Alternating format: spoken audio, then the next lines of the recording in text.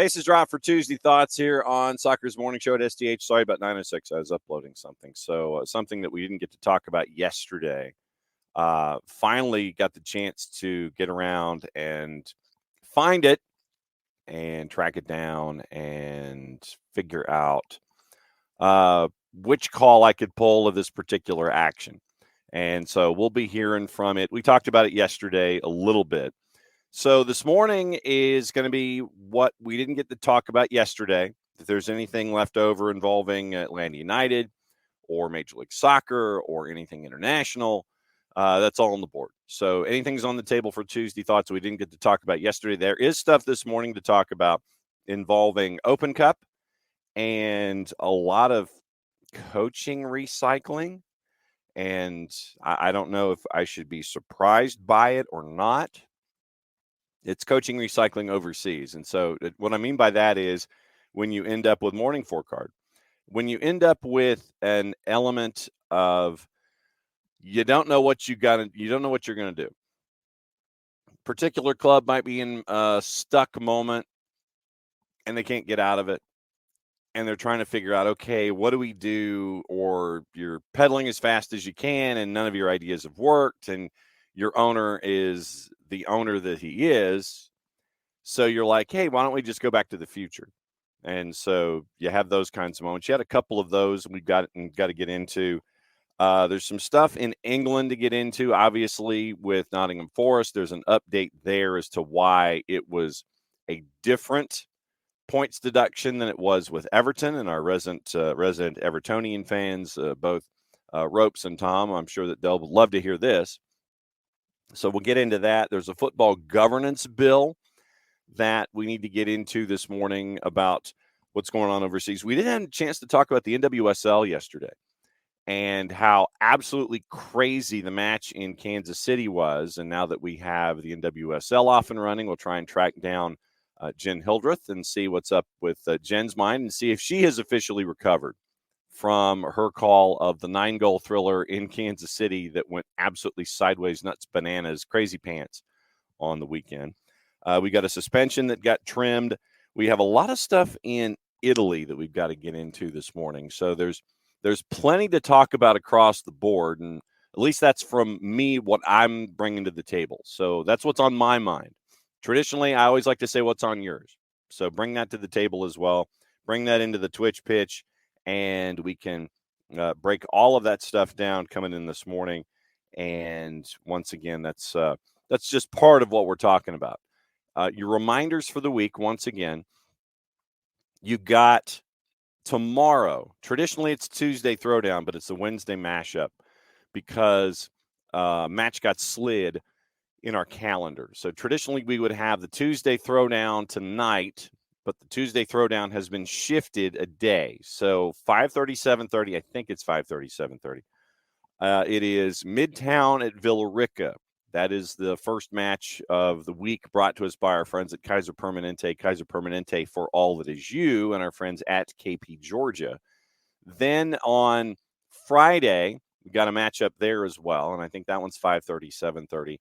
Saturday, Jason is in Toronto, so you'll have all of that activity on 92.9 The Game and the Odyssey app with Mike and Jason north of the border. Sunday here on the network, it is the twos. Carolina Core is coming to town, and it'll be another 3 o'clock Sunday afternoon kick, pregame show at 2:30, and we'll have all that for you. And it was great to see everybody up at the Fraction for the home opener. And after this, after Sunday, it's really weird for Atlanta United too. They're off for like 3 weeks. It's really weird. It's a weird spot in the schedule, but 5 of the first 6 are at home. And 2 in a row, but after Carolina Core Sunday afternoon at 3, I don't think they come back until the 15th. It's like a 3-week off period for Steve Cook and Atlanta United too. So we'll see what happens in that off week, and we'll see how everything lays out there. So that's the programming schedule. Obviously, we'll be with you here all morning, all week long. But once again, that's your programming. So it's Wednesday, Friday, high school. Sunday, MLS Next Pro on the network, and it's at soccerdownhere.mixler.com, mixlr.com, soccerdownhere.mixlr.com. And thanks to all the schools that have been hanging out with us all season long on the high school side of things. And thanks to all of you guys. And this was something else I wanted to get into that I didn't get into yesterday, and I apologize for that. A lot of you come by when there are home matches at Mercedes-Benz, and I'll be walking the halls because I'm like 9,000 different things that I've got to do during a match day. And, you'll see me and Joe Freihofer on the Halo board doing a couple different things. And I know that a lot of you stop me, and good to see you and shake my hand and everything. It's very humbling that you guys want to do that. So I just wanted to thank all of you who take the time to stop me in the halls at Mercedes-Benz. You guys got stuff you got to do. You guys are hanging out with your friends. You're getting ready for match day. You're waiting to try to figure out, okay, how do I balance all the things I've got to do here inside the building with, getting to the seat and making sure I enjoy myself. But I just wanted to shout out to all of you guys who take the time to stop me and let me know how much you enjoy what we do here at SDH with me and Jarrett and Jason and Nick and Maddie and everybody. When you stop me in the halls at Mercedes-Benz and you let us know how much you appreciate what we do, and that you guys listen as much as you do, and that you guys, that you hang out with us as much as you do, whether it's on tape or live, or take the time to listen to us as much as you do. I just wanted to shout out to all of you guys to thank you for taking the time. I mean, because we've been at this. This is our 8th season of doing Soccer's Morning Show. And after we knew we were going to go to 2 hours, we just didn't know it was going to be 4 months later when we started this. So the fact that you guys take the time, A, to listen, B, to contribute, C, to be a part of the family that we've created and organically created, to be a part of the Discord, get to see each other in conversation, get to see each other in person when you're at Mercedes-Benz or up in Kennesaw or on the road or wherever. I just wanted to shout out to all of you guys and thank you for being a part of this ride that we've been on.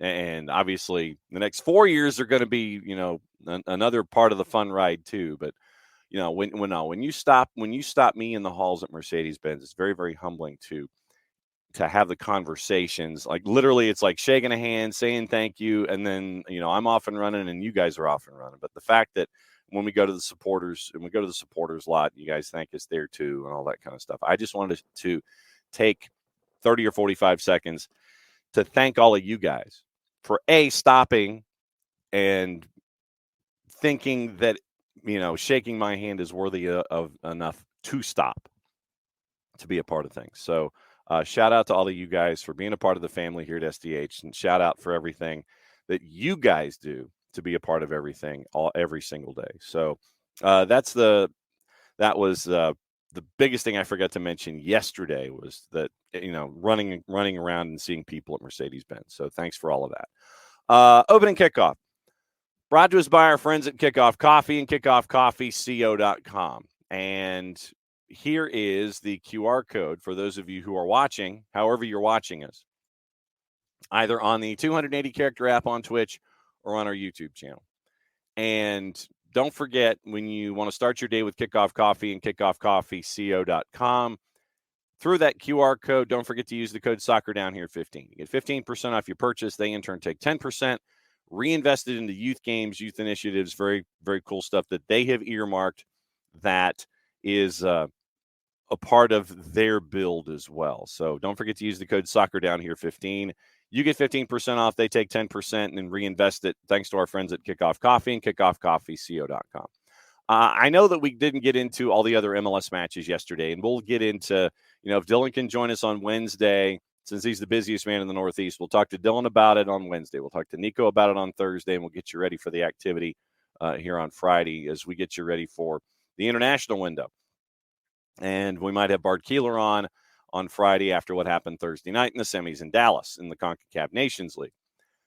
One of the moments that we didn't get the chance to talk about yesterday, finally had the chance to take a peek at it and how it was called, because you can only see so much, when you're staring at at a video signal and going, okay, well, that was wild.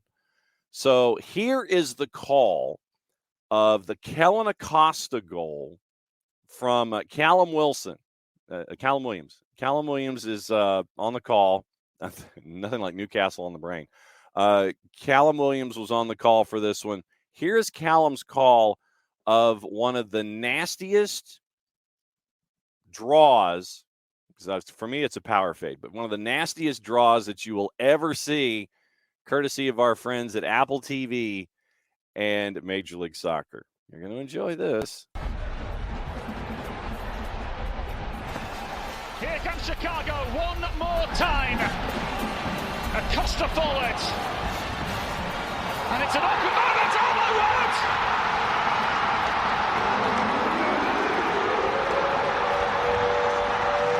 Chicago Fire have won it. The Windy City plays its part in a vital Chicago Fire goal. A goal coated in belief, accompanied by the biggest sense of relief. Chicago Fire wanted more, they needed more. Now they have it. Now they find their first win of the season.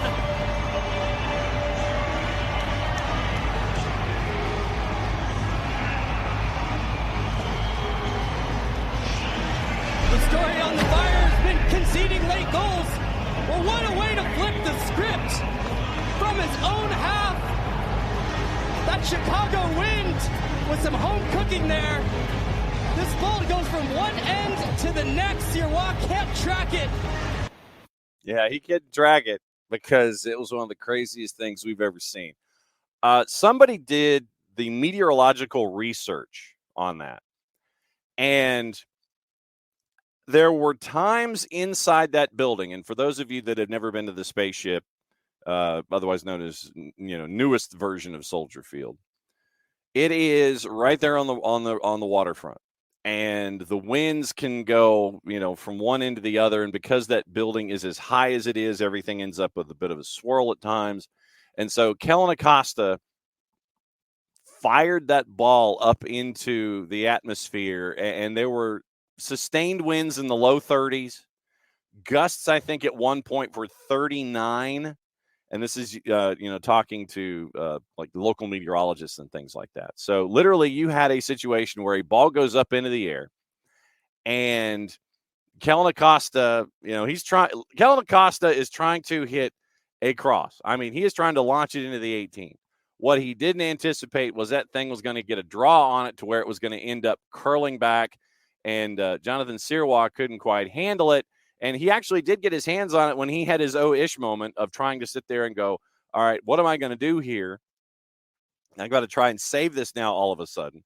And it actually goes through his hands. I thought legitimately that when I was looking at the wider shots, that it was just going over his head. Sirois had overcommitted. The wind carried it past him, and it goes over him. But Sirois actually did get his hands on it. So it was one of those moments. And if Kellen Acosta said, yeah, I planned it, that was post-match or whatever.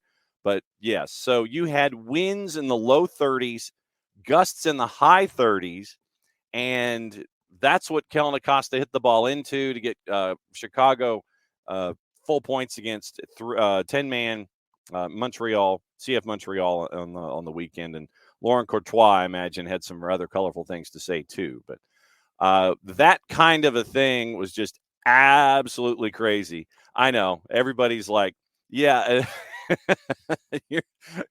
Guys are not wrong. Dell goes, that better not be goal of the week. Dell, I hate to break it to you, but it might be. And we're only like in match week 4 or 5, but it might end up being goal of the year. Legitimately, it might end up being goal of the year just because of all of the crazy, wacky silliness that's attached to it. No, I'm serious. I mean, Dell's like, no, but I mean, this season now, it's going to be hard to beat a moment like that. It is going to be hard to beat a moment like that because of when it was, which was 90 plus 9, it was like 98 and change. The context of the moment, you're tied at 3.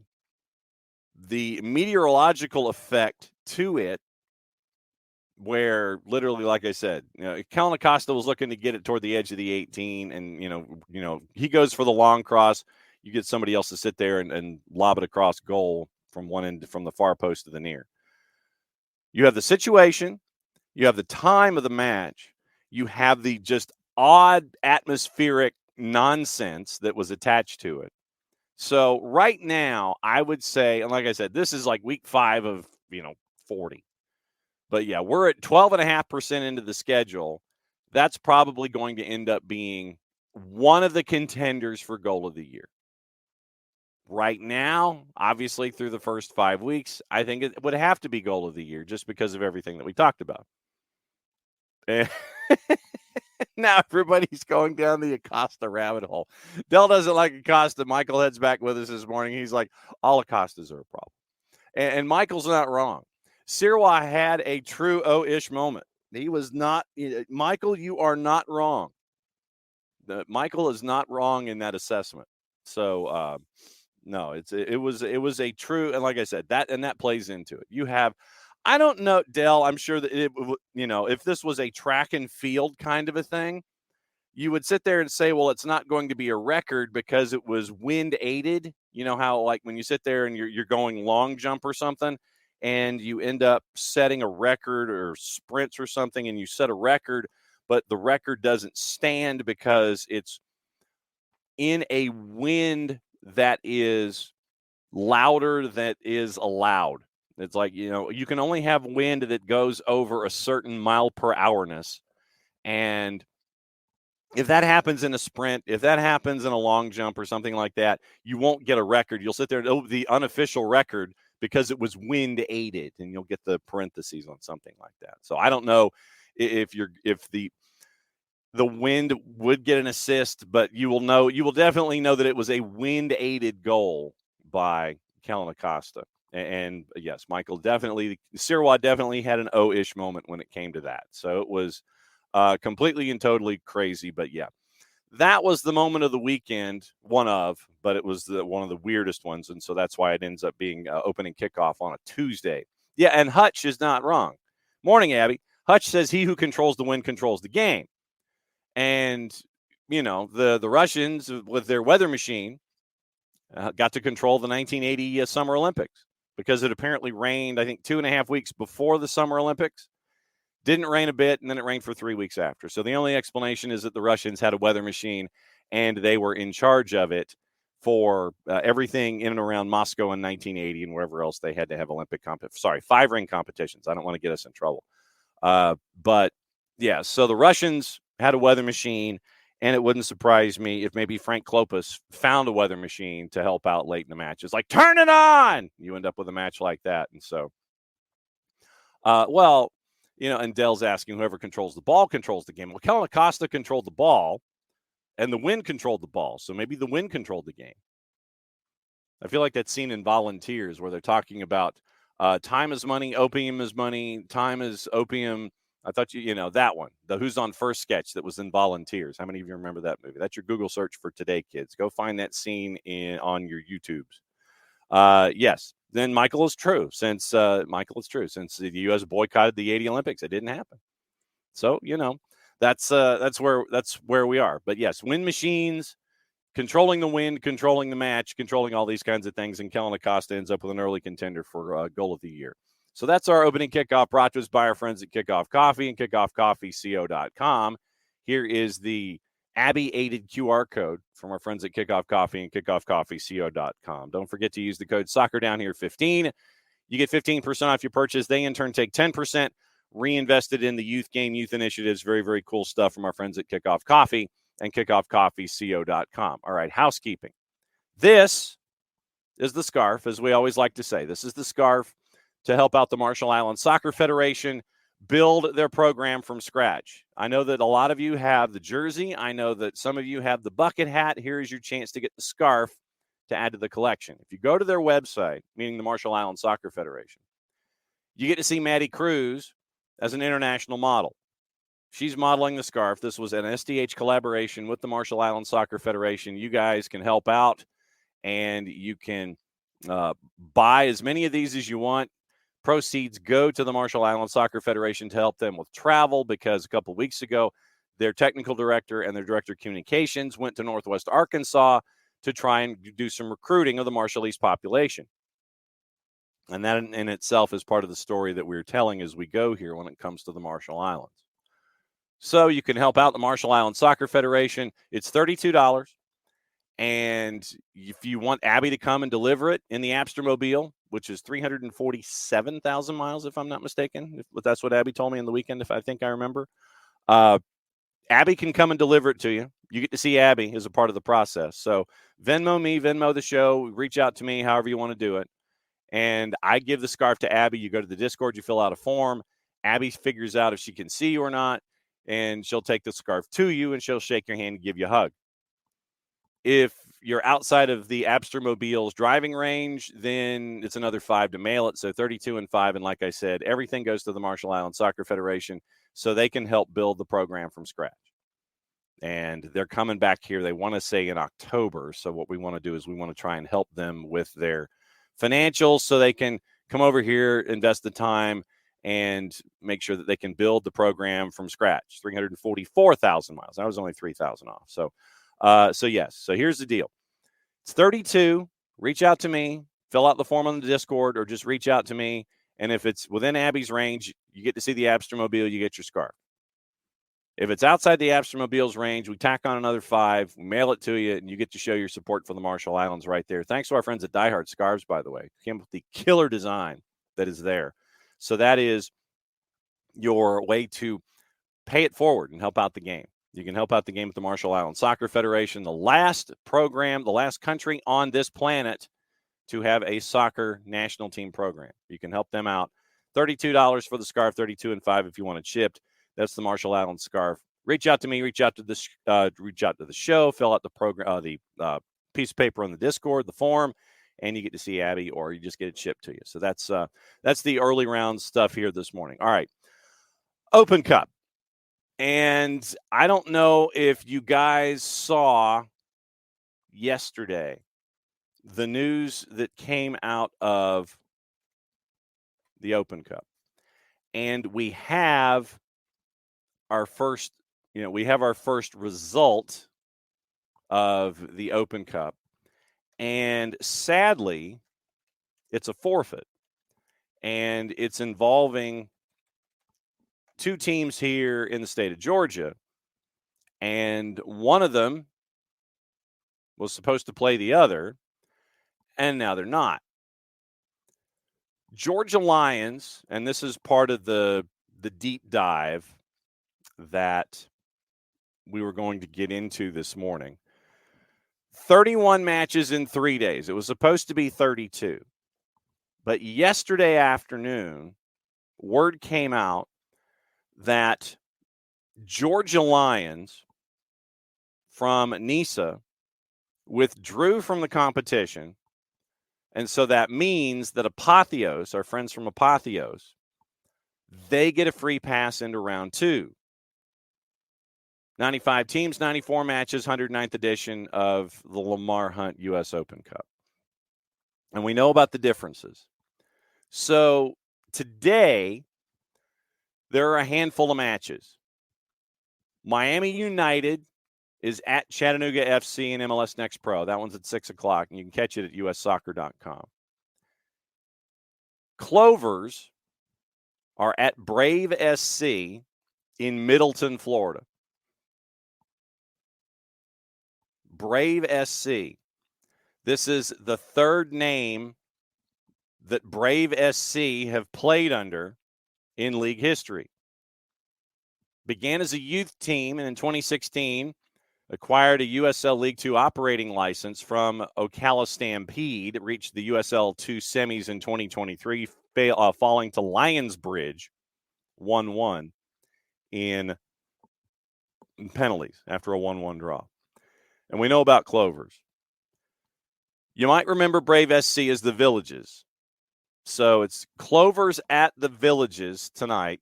now they're Brave SC in USL League 2. That's at 7 o'clock. Once again, ussoccer.com. Our friends at Duluth SC, I probably should have caught up with our buddy John Schuster. Duluth SC is on the road at Forward Madison tonight. That's at 7 o'clock Eastern time. We all know about NPSL. We know about Duluth SC, and we know about Forward Madison.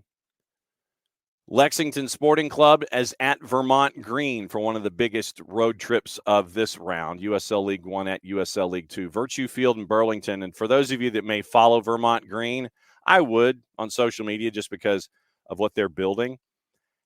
It was a snow-covered stadium last night in Burlington, Vermont. I don't know if they need folks to come help them shovel the snow. Lexington Sporting Club is at Vermont Green. Maryland Bobcats out of NISA. Apparently, there will be a NISA team that will be playing tonight. Maryland Bobcats at Westchester United. Westchester United has been a pain in the butt in Open Cup. That's at 7:30 ussoccer.com. FC America CFL Spurs. I was like, okay, that's a mouthful. They're at South Georgia Tormenta at 7:30. Originally registered as CFL GOSA Spurs, later changed their team name to FC America CFL Spurs. Prior to the opening game of the Open Division local qualifying tourney, started as a youth club in 91. Most famous alumni is Graham Zusi. Reached the round of 16 in the UPSL spring season, won the 2023 USSL Orlando Elite Division. We all know about South Georgia Tormenta. Hailstorms at Tulsa Athletic at Hicks Park. That's going to be a fun one at 8 o'clock tonight. Foro SC out of the UPSL is playing Los Verdos, Austin FC 2. That's at 9 o'clock.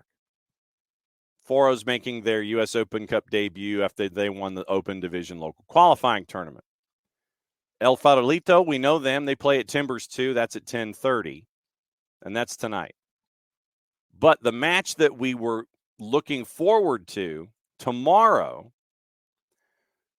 was supposed to be Georgia Lions and Apotheos. That's not happening now. Yesterday, NISA, seemingly for the second time in a row when it comes to releasing news stories, and this is what we're going to get into. When it comes to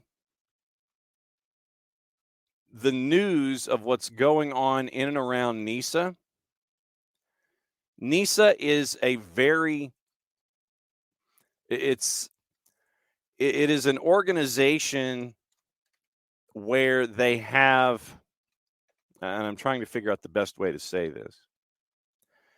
Right now, specifically when it comes to NISA, they are having a lot of team-oriented issues. And this is the second story in a row where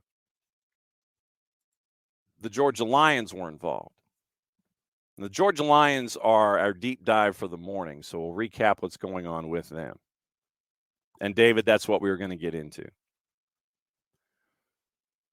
Basically, it was a 2-sentence release from the league office yesterday in Chicago. The National Independent Soccer Association announced, okay, I'll read it as is.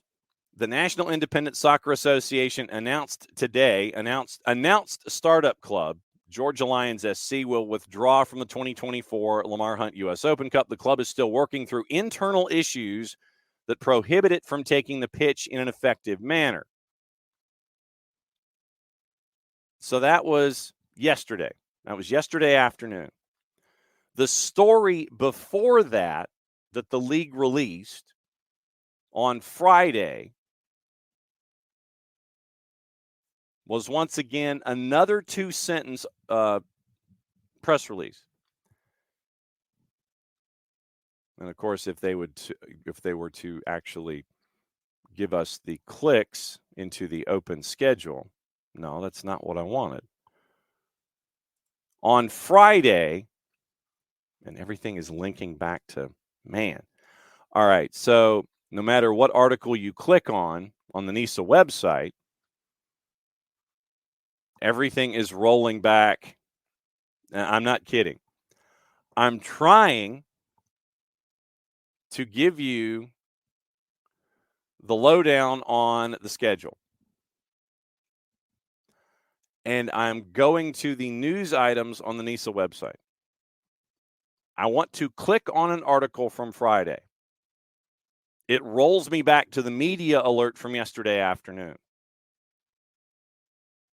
Then I go to the third story in the queue, second from last, wanting to find out about NISA clubs preparing for the U.S. Open Cup on the league website in the news section, and it rolls me back to the story from Monday afternoon. So the last three stories that are attached to NISA on their website roll back to the story that happened yesterday afternoon. So now what I'm going to do is I am going to see what NISA has. I'm going through their social media. Okay, so now through their social media on their 280-character app, I'm clicking on the article that I want to click on. And I finally get it. So, Friday, here's what NISA announced. The National Independent Soccer Association announced today a shift and delay to the start of the 24 season, canceling the interconference kickoff matches in Georgia, scheduled from March 23rd to March 31st. NISA's four new clubs, Arizona Monsoon, Capo, Georgia Lions, and Irvine Zeta, require additional time to prepare for the long season ahead. It is critical to ensure every club is in its strongest possible position before stepping onto the pitch. The season will now begin April 6, and the league will seek to make up matches during the West Coast interconference trip scheduled for August 3 through 10. So, you had these teams that were there. They were ready to do a preseason East Coast run from March 23rd to the 31st, basically starting in 4 days' time. Yeah, we're in March. Friday, that got wiped off the board. It involved Georgia Lions and three other clubs. Since it was supposed to happen here in Georgia, you can intimate that it was because of the issues involving Georgia Lions that the other clubs coming from the West Coast to play at whatever the hub was supposed to be for Georgia Lions, that was not happening. And so NISA decided to go, all right, y'all don't travel because this isn't going down, and we don't want you to waste any money to come here and then have it completely fall down, and then you'd have to fly back, and all of the money that you would have invested in that would not have resulted in any matches. So the last two stories from the NISA website, once you go down their 280-character app and you get to determine, okay, these are the last two stories, and they do link you to those stories instead of everything on the website linking you back to the Friday story or the Monday story involving the Open Cup. The last two stories have involved Georgia Lions. And right now, NISA, when it comes to this season, right now in the 24 season, you have 9 clubs. Club de Leon Lions, Maryland Bobcats, who are in Open Cup, Michigan Stars, Savannah Clovers, who are in Open Cup. That's your Eastern Conference. Monsoon, Capo, Zeta, and LA Force is your West. So right now, you were supposed to get your season started this weekend. You're not. Georgia Lions, got arena on the brain. Georgia Lions was supposed to be the host, the de facto host, the hub. And they withdrew from Open Cup. And they were supposed to host this hub to start the season off on the East Coast. 4-team round robin for however long it was going to be for 8 days, however many matches you were going to play to get the season started. That's not happening now. So where we are, for those of you that may not know, there was a large story that appeared in suburban Atlanta papers. And this will be the longer part of the deep dive this morning for those of you that didn't get the chance. Back in January, Georgia Lions joined NISA for the 24 season, January 11th. So going back to January 11th, so we're talking 9 weeks ago. 9 weeks ago, the Georgia Lions joined NISA. Club is the first Indian woman-owned professional soccer club in the U.S. Move subject to U.S. Soccer Federation approval. Josh Prutch, the commissioner, or the executive vice president, sorry. John Prutch is the commissioner. And by the way, we will try and track down folks at NISA to get to the bottom of what they are seeing when it comes to this particular franchise and the league season on the whole, considering it was supposed to start this weekend. So Josh Prutch, in the release back in January, said the following. Co-founders Patrick Vierhout and Sunita Patel, along with the entire Georgia Lions organization, allow us to continue to build with established organizations, well-led, well-run, well-connected in the community. Expanding into Atlanta is also a strong step for our Eastern profile. Sunita also brings a unique perspective to our leadership group. Patel brings a history of success with diverse business portfolio and a deep-seated love for sports. She had a 2-sentence quote in the press release. Also, the owner of the Sportif apparel company, Vierhout, with a rich legacy in soccer, brings in valuable knowledge, experience, and strategic alliances to the organization. Vierhout had his 2 sentences.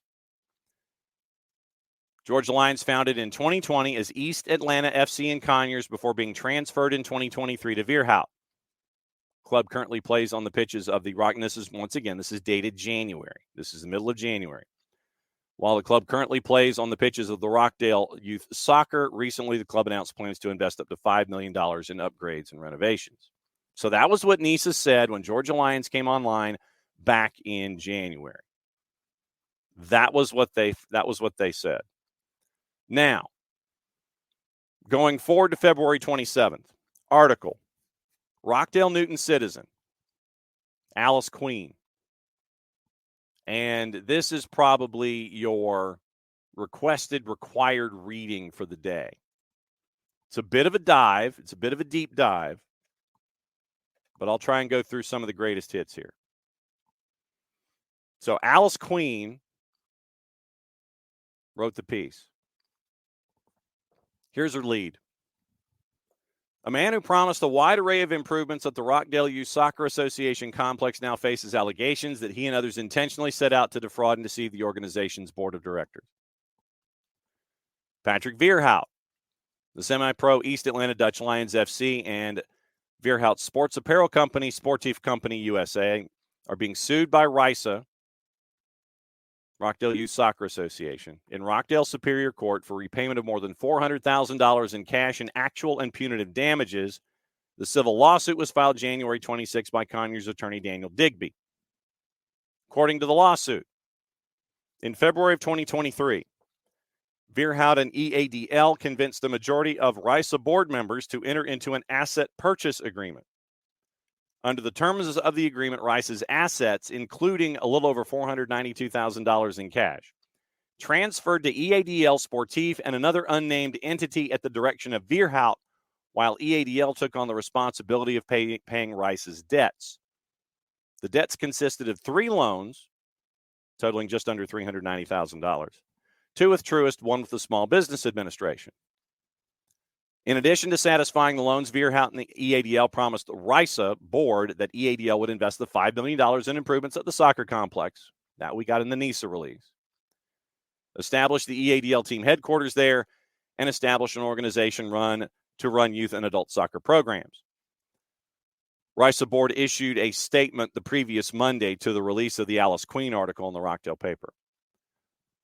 Last year, Rockdale Youth Soccer Association, a 50-year-old nonprofit organization dedicated to the promotion of youth soccer in the East Metro Atlanta area, entered into a contract with East Atlanta Dutch Lions FC, LLC, to operate a youth to professional soccer organization at the RISA complex at Old Salem Road in Conyers. Due to EADL not fulfilling its obligations, the RISA board of directors and trustees have initiated legal proceedings. RISA, as a long-standing community partner, will continue to work within the local community to provide a quality soccer complex for the next generation of soccer players, end quote. The lawsuit alleges, instead of paying off RISA's debts, EADL caused the Truist loans, which were secured by RISA's 38 acres at Old Salem Road, to go into foreclosure. A member of the RISA board has since purchased the note on the property. In addition to breach of contract, the RISA lawsuit alleges EADL and Veerhout conspired to defraud the RISA board by failing to pay the Truist loans and deceived the board of directors that the RISA debts would be paid and that other services would be provided. EADL, first registered as a Georgia corporation February 15th of 23, 3 days before EADL and Veerhout entered into the asset purchase agreement with RISA under a separate lease agreement. Sportif Real Estate, another company registered in February of 23 with its corporate address at Cashew Court, I imagine that that's a local address inside Rockdale County, agreed to acquire and maintain all the buildings and fixtures at the RISA complex and pay $24,000 in rent per year until 2073.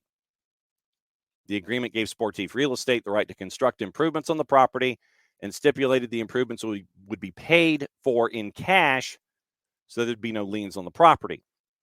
RISA, in January of 24, filed a dispossessory affidavit demanding Sportif Real Estate and related occupants vacate the premises. In an emailed response to questions last Friday, Veerhout said he was unaware of any eviction notice. So that's Alice Queen, the editor of the Rockdale News Citizen, with the update February 27. So basically 3 weeks ago. That was 3 weeks ago, where Rockdale Youth Soccer Association filed a breach of contract and fraud lawsuits against Veerhout and his businesses. So that's where we are. We have several questions involving what's going on, involving Georgia Lions. And two questions in a row from NISA, two statements in a row really from NISA, involving Georgia Lions. We do not know where Georgia Lions are set to play. We do not know what their roster looks like. We don't know what their makeup is to get ready for the NISA season here in 24. But what we do know is one of the owners of Georgia Lions has not made any friends in Rockdale County. And for those who are outside of our footprint, that is one of the suburban counties here in the metro Atlanta area, and it is a good 20 minutes outside the perimeter. So basically the perimeter freeway that encircles the city of Atlanta and some of its suburbs, one of the freeways that goes east-west through that circular interstate. If you go east about 20 minutes outside the perimeter that encircles Atlanta and its suburbs, the city of Atlanta and some of its suburbs, you go to Rockdale County. That's where the issues are with Rockdale Youth Soccer. So Rockdale County doesn't like you. You were supposed to play there. You were supposed to build there. You're supposed to have improvements there. Not happening. You've been sued in Rockdale County.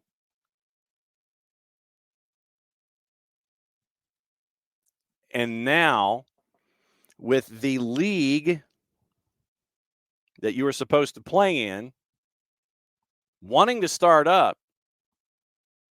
you're not there. There was, in looking at social media, there was discussion that they would be moving to Dalton and playing there because I think there was a tryout camp that was attached. Hang on just a second. Let me see if that tryout camp.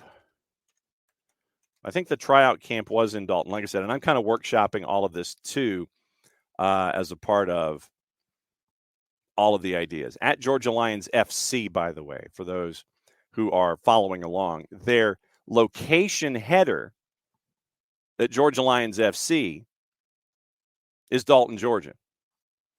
So that's where they are heading. I don't know which participle to use here because they allegedly moved from Rockdale County to Dalton, and there's nothing going on. Last posting on the 280-character app came February 24th, 3 days before the article came out in Rockdale County about how much Rockdale County doesn't like Georgia Lions. Georgia Lions, under the leadership of owner Sunita Patel, are thrilled to announce our debut in the National Independent Soccer Association in 2024, committed to engaging deeply with our fans and community. Stay tuned for more thrilling announcements. That's the last tweet that they put out there. And then you have folks who are asking about rumors if the club is moving.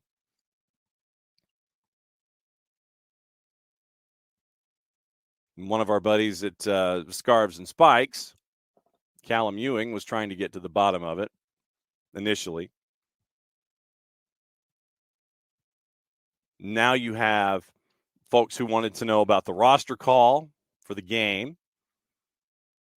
You go from being Georgia Lions FC to Georgia Lions SC.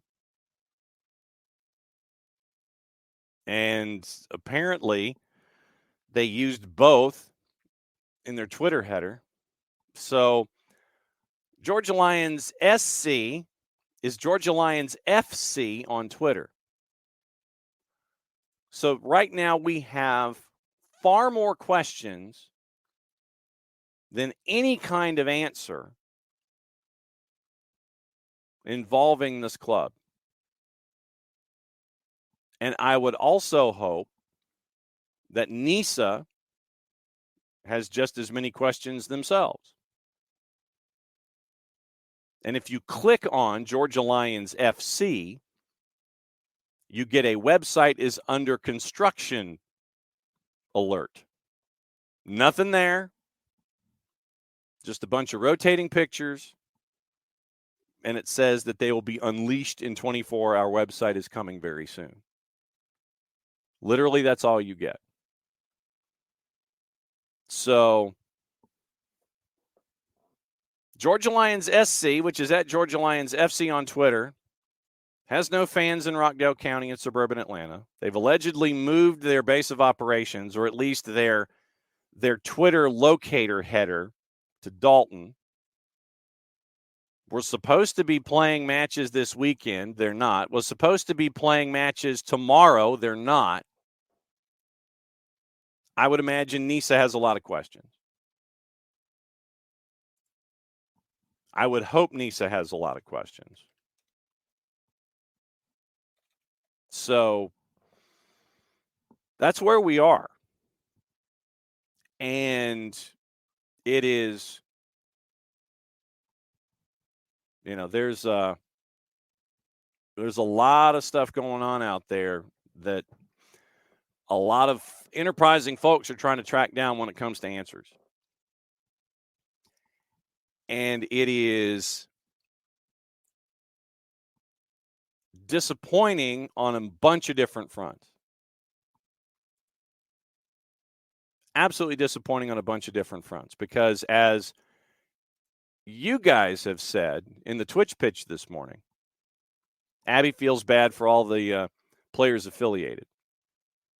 And Dell, there is a bigger story here. It's just we're all trying to get to it. The short-term questions are, where are you? Who's running the ship? What's your roster look like? Are you going to even be ready to start your season in NISA after all of the promotion and all of the excitement that was attached to it 2 months and a week ago? 9 weeks ago, you make an announcement. Then we go over what happened in Rockdale County. Then you have apparently changed your header, while you both have SC and FC on your Twitter header and identification. You apparently now can be found in Dalton, or at least that's where you say your identifier is, your geographic identifier on Twitter. And like I said, you're supposed to be playing in a league you're not playing in. You're supposed to be playing in a tournament you're not playing in. And that's where we are. Where are the owners? What does the team look like? Are you going to put a team together? Does a team exist outside of in-name only on 2 separate identifiers on Twitter and a website that's under construction? Where are you? Who are you? And what are you doing? Those are the 3 questions this morning involving Georgia Lions SCFC, since they won't be playing Apotheos tomorrow in Open Cup as they were supposed to at Silverbacks Park. You feel just as much for Apotheos in this as you do for anybody who appreciates the Open Cup and follows the tournament, because this was supposed to be a big moment in the history of Apotheos. NPSL team makes it to the national final. Hell of a run last year. You get into the U.S. Open Cup. You're supposed to have your first round matchup tomorrow against the team that has more questions than a Jeopardy episode. And it's great that you get an advancement. You get a walkover. And now that you'll be in the second round from here, it also means that you probably end up with a bigger payday as a home team in the second round. Will be interesting to see how the second round lays out and see what happens with Apotheos. I imagine that the folks at the Open Cup are going to sit there and try to do a make good and not send them on the road. Might be the winner of the Chattanooga FC match or something like that comes to Silverbacks Park for round number 2. But truly, we have more questions and no answers. We don't even have more questions than answers. Well, technically we do, because the number of answers equals 0. But right now we have far more questions than we do any kind of an answer involving Georgia Lions SCFC. And the NISA schedule and the NISA season are set to come up in short order. Supposed to kick off this weekend here with a 4-team round robin. Now not happening. Yeah, we'll make it up in August when everybody's supposed to come west. But right now, that's where we are with Georgia Lions. It is the second time that we have had a forfeit in Open Cup history.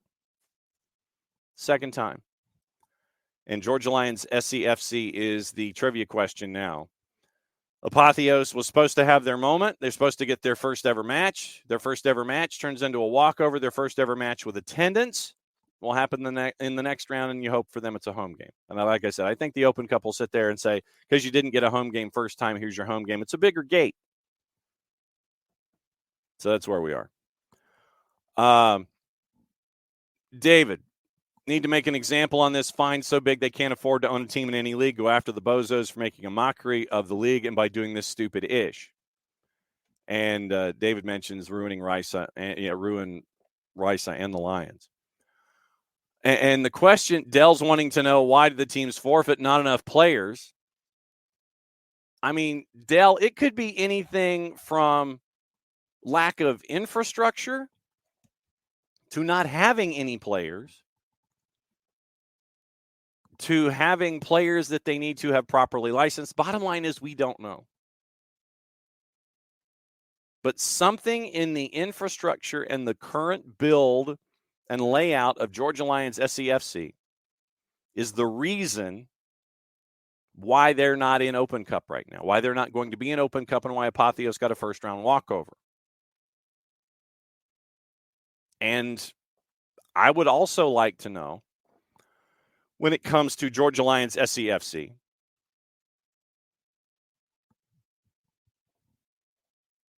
how much communication they gave to Apotheos, how much communication they're giving to NISA, and how much communication they gave to U.S. Soccer about the Open Cup appearance.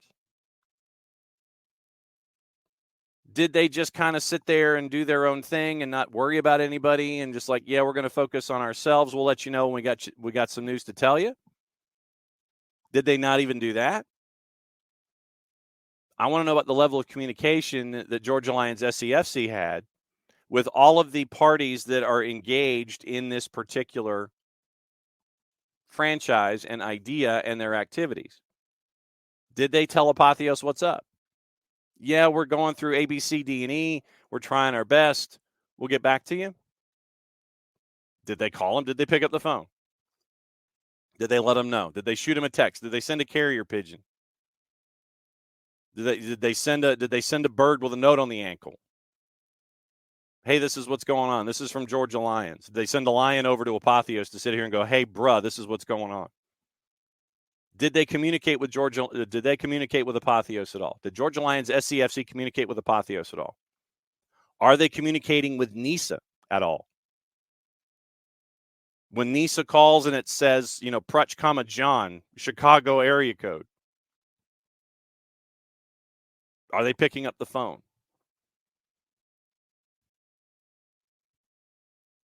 Are they doing any of that? When U.S. Soccer called from Chicago or wherever the folks from Open Cup were calling from, did Clark Hunt call them on the phone from Kansas City and go, this is my dad's tournament. What's up with you guys? Was there any outbound communication from Georgia Lions SCFC on any aspect of this? Who are they calling? Who are they reaching out to? Are they reaching out? Are they talking to folks? Or did they just kind of sit there and say, we'll focus on this, and when we have an answer, we'll let everybody know? That we don't know. So we have more questions and answers equals 0. Traditionally, that's not a really good math problem, because then it would end up being a negative number that's attached to your positive number of questions. We only have half of an equation here. If Veerhout and Patel or anyone attached to Georgia Lions SCFC could communicate, we might have some answers. And that's behooving on us to try to chase after these answers too. So, yeah, it's a fine kettle, as they say here in these parts. We have no answers from Georgia Lions SCFC. NISA's last 2 news releases have involved Georgia Lions SCFC. No Eastern Hub next week. And no Open Cup from them. So that's where we are with Georgia Lions. That's where we are with Open Cup. Tonight you can watch Tormenta at ussoccer.com. You can catch it at Chattanooga FC at ussoccer.com. You're going to have a bunch of matches tonight. None of them tomorrow will involve Apotheos or Georgia Lions SCFC. So that's where we are. But yeah, we don't know why they forfeited. Don't know. No idea. And a little communication in these situations goes a very long way. Abby wants to know if, since I call it, are they officially still called tweets if it's no longer called Twitter? I don't want to say that I X'd out somebody. I X'd somebody. That sounds kind of, that sounds kind of dark. So that's why I've just referred to as the 280 character app and responding to things. But yeah, we have no answers from Georgia Lions SCFC. Look, if they want to come on the show, the runway's open. Call to the tower is right there. Call from the towers out there to Georgia Lions SCFC. If you want to come on the show, you've got an open invitation. Anybody attached to the club, you've got an open invitation. I want to know what's going on with Georgia Lions SCFC. We're going to reach out to NISA and find out what's going on, how their standing is currently, meaning Georgia Lions SCFC, where they stand. Obviously, with 9 teams, it's an odd schedule. If you go to 8, it's more even and balanced. But right now, with Lions SCFC lacking, allegedly, apparently, any kind of infrastructure, or they still have some things they got to work out. Like I said, we don't know what their roster makeup is. We don't know what their roster is. We don't know if they still have to have paperwork filed, eligibilities are met. We know nothing about where Georgia Lions SCFC are as a club right now as they prepare for their season in NISA and they've kissed Open Cup goodbye because they're not ready. You announce on January 11th that you've got a franchise, and on March 18, 9 weeks later, you tell folks we can't be an Open Cup. 7.5 weeks after your announcement, you tell your league that you're in that you can't host the Eastern Hub to kick the season off.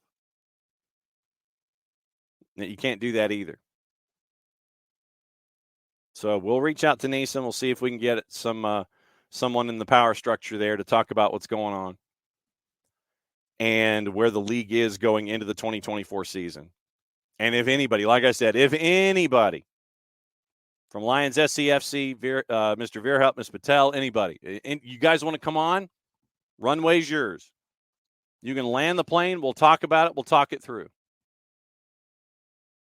But where Georgia Lions SCFC is right now, we have more questions and we have no answers. So that's where we are. Modiflow, funny after how the Silverbacks disbanded as a team. Every match I planned on seeing at Silverbacks Park got derailed somehow. That's a wild run, Modiflow. That is a wild run of form. And Abby, there's nothing wrong with putting me on a tangent. You know that.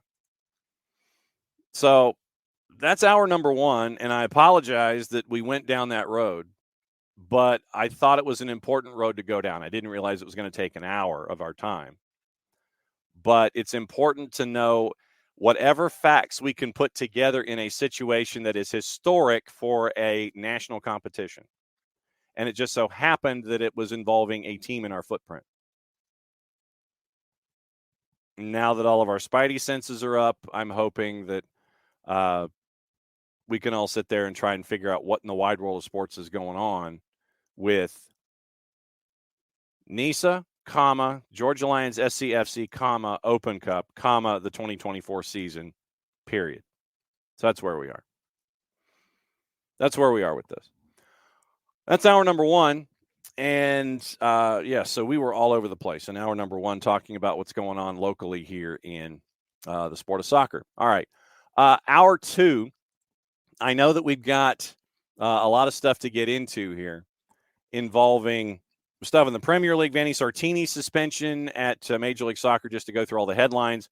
Vanni Sartini's suspension is now time served. And so he will be back on the touchline for the next match involving his Vancouver Whitecaps. Remember, Latif Blessing got traded from Toronto to Houston for AM. I think it was like $275,000 in AM. Denny Bwanga has signed a contract extension. Marco Illich from Colorado has been loaned to Norway. Vancouver has acquired Ralph Priso from Colorado Rapids. So that's where we are with the news of the day. Carolina Core with Eddie Pope, and they're trying to build a team from scratch. First year of MLS Next Pro. What MLS Next Pro wants, independent ownership, so they're not just having folks that are tied to each and every franchise in Major League Soccer. MLS Next Pro's Carolina Core, we are efforting having them on the show at some point this week, leading into their match against Atlanta United 2 at the Fraction on Sunday. So keep an eye out for the show for the remainder of the week, and we will track down hopefully somebody from Carolina Core. Could be on tape as a 1v1 if we can't get them on the morning show.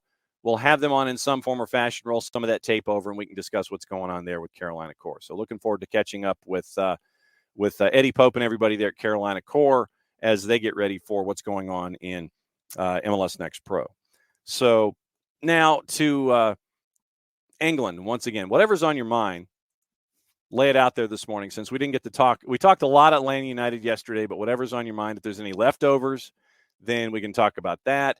There's some news involving our friends up in Canada with the Canadian national team.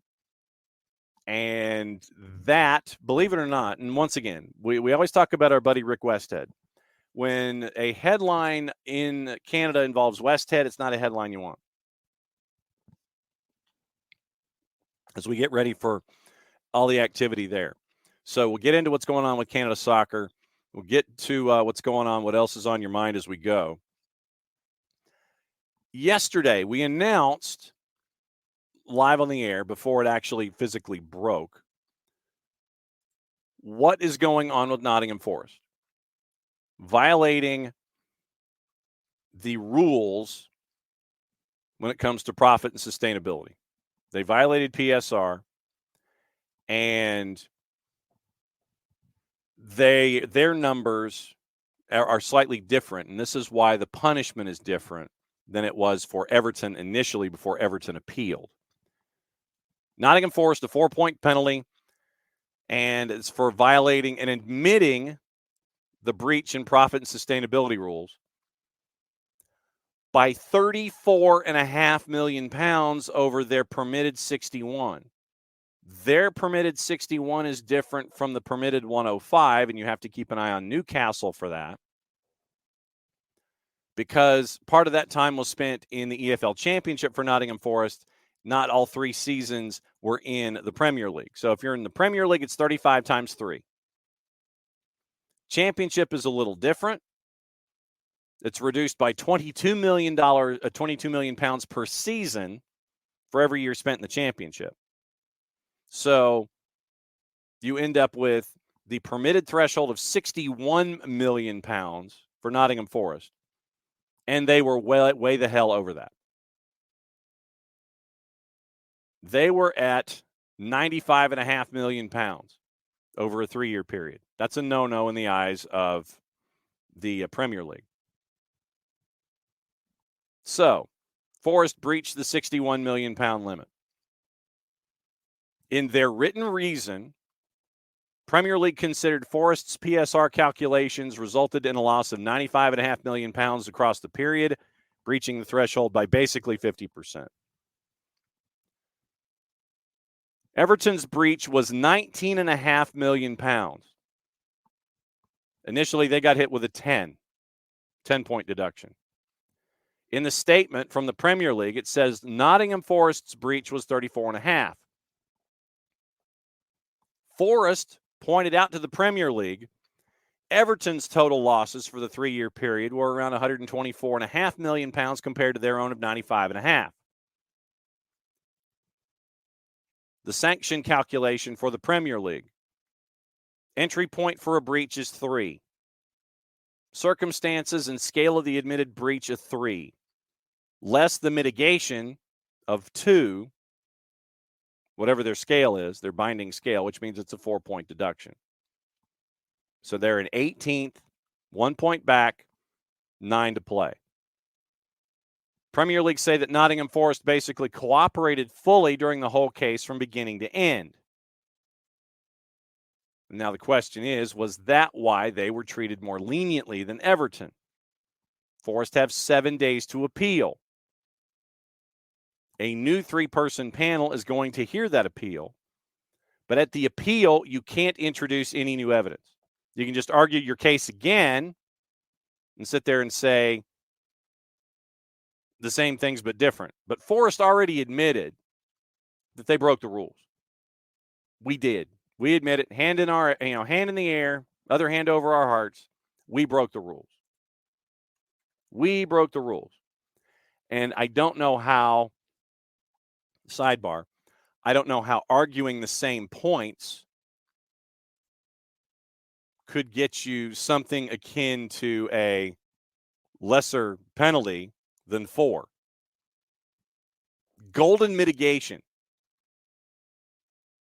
had to do with the Brennan Johnson transfer. We talked about that yesterday. For some of you who might have missed it, they thought they could get more money from Brendan Johnson and a transfer, so they held on to him. They initially were only going to get 30. They said we could get more. They got more, but it was after the deadline of June 30th. The commission said that the decision not to sell Johnson until the end of the summer window in order to generate a higher fee, quote, flies in the face of mitigation, and dismissed other claims surrounding the cost of promotion, gaining no sporting advantage through the overspend and having a good past record with financial fair play, though the commission did accept early guilty plea and cooperation. So Everton once again docked 10, later reduced to 6 after breaching 105 by $19.5 million. Forest bound by tighter spending restrictions because of the time in the championship, but breached their limit by 77%. Forest accepted their charge for breaching PSR at the earliest opportunity, cooperated fully. And so basically, it appears that because Forest was like, yeah, we did it, and here's all of our information, but we're going to plead our case, that's why they ended up getting less of a sentence and less of a penalty than Everton did. Everton chose to fight, afforded the removal of 2 points from their initial 6-point deduction as a result, whereas Everton chose to fight their case and receive no mitigation. Both Forest and the Premier League can appeal the 4-point deduction. Club have a week to do it. Now, this is the other part in this when it comes to the appeal.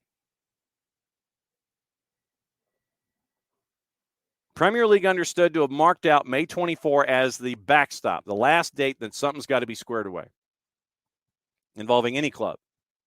Everton, remember, is still waiting on a second breach for PSR. Final day of the season is 5 days before that date of May 24th. So the season will have been finished. You'll know where everybody stands. Everton might have another appeal in them, but it's got to be decided within a 5-day period by May 24th, so that way the schedule makers can sit there and go, okay, we'll figure this out. We'll wait. Everything should be fine. There's a risk that the table after the last round of fixtures, with the official end date of the English domestic season not until June 8, sources have told The Telegraph they're optimistic about appeals being expedited. Also, the potential for us to secure their future before any appeal hearing, and therefore choose to end proceedings on their side of the dispute. Forest believe, according to John Percy at The Telegraph, that the Premier League is punishing ambition. They hoped that a cooperative stance would foster leniency from the commission, and they didn't get the numbers that they were looking for. Everybody's gunning for 40 points. 40 points usually is that level where you sit there and you go, yeah, we're safe from being relegated. But now Forest, and if you think about it, Forest probably has to shoot for 44 points. One of the relegation places could be decided by PSR this year. Forest are now in the relegation zone, and we all know about the patience of their owner, Evangelos Marinakis. Considering he fired Steve Cooper, they were going through the second year of a rough run. Cooper turned things around late last season. They stayed up. Not this season. He brings in Nuno Espirito Santo, who has spent a lot of time complaining about officiating.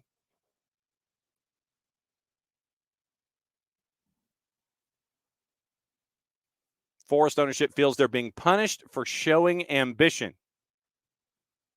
Forest promoted seemed a general mood of support until Marinakis started spending. Remember, Evangelos Marinakis has brought in 42 players since Nottingham Forest had been promoted to the Premier League this time around. spending basically $250 million in bringing those players in. 42 players, 250 million pounds. Forest concluded that taking the same stance that Everton did wouldn't do him any favors. According to John Percy, the owner at Nottingham Forest was told to basically keep quiet, and he did. Club admitted the breach, stayed transparent, confirmed that Forest effectively avoided a further 2-point deduction through, quote, exceptional cooperation. The virtual hearing was held March 7 and 8. Minimal sanction. They were looking for 2 to 3 points. They end up with 4. They felt their defense was good. The argument over Brennan Johnson's sale entirely in line with PSR. But the $30 million turned into $47.5 after the deadline for bookkeeping. 2 months after the deadline for bookkeeping. So you sat on Brendan Johnson, hoping that the eventual sale, even though it was after your expiration date, you thought that that was going to work. It didn't. You were honest. That was a plus. You waited until after a deadline for Brendan Johnson. That was a not. So that's what Nottingham Forest is staring at right now. That's what you're staring at. Dell asking, is it still possible Everton could be deducted more points? Yeah, with this second go-round, Dell, they could be deducted more points. They could be, yes, they could have more points deducted. Sorry. They could. Absolutely could.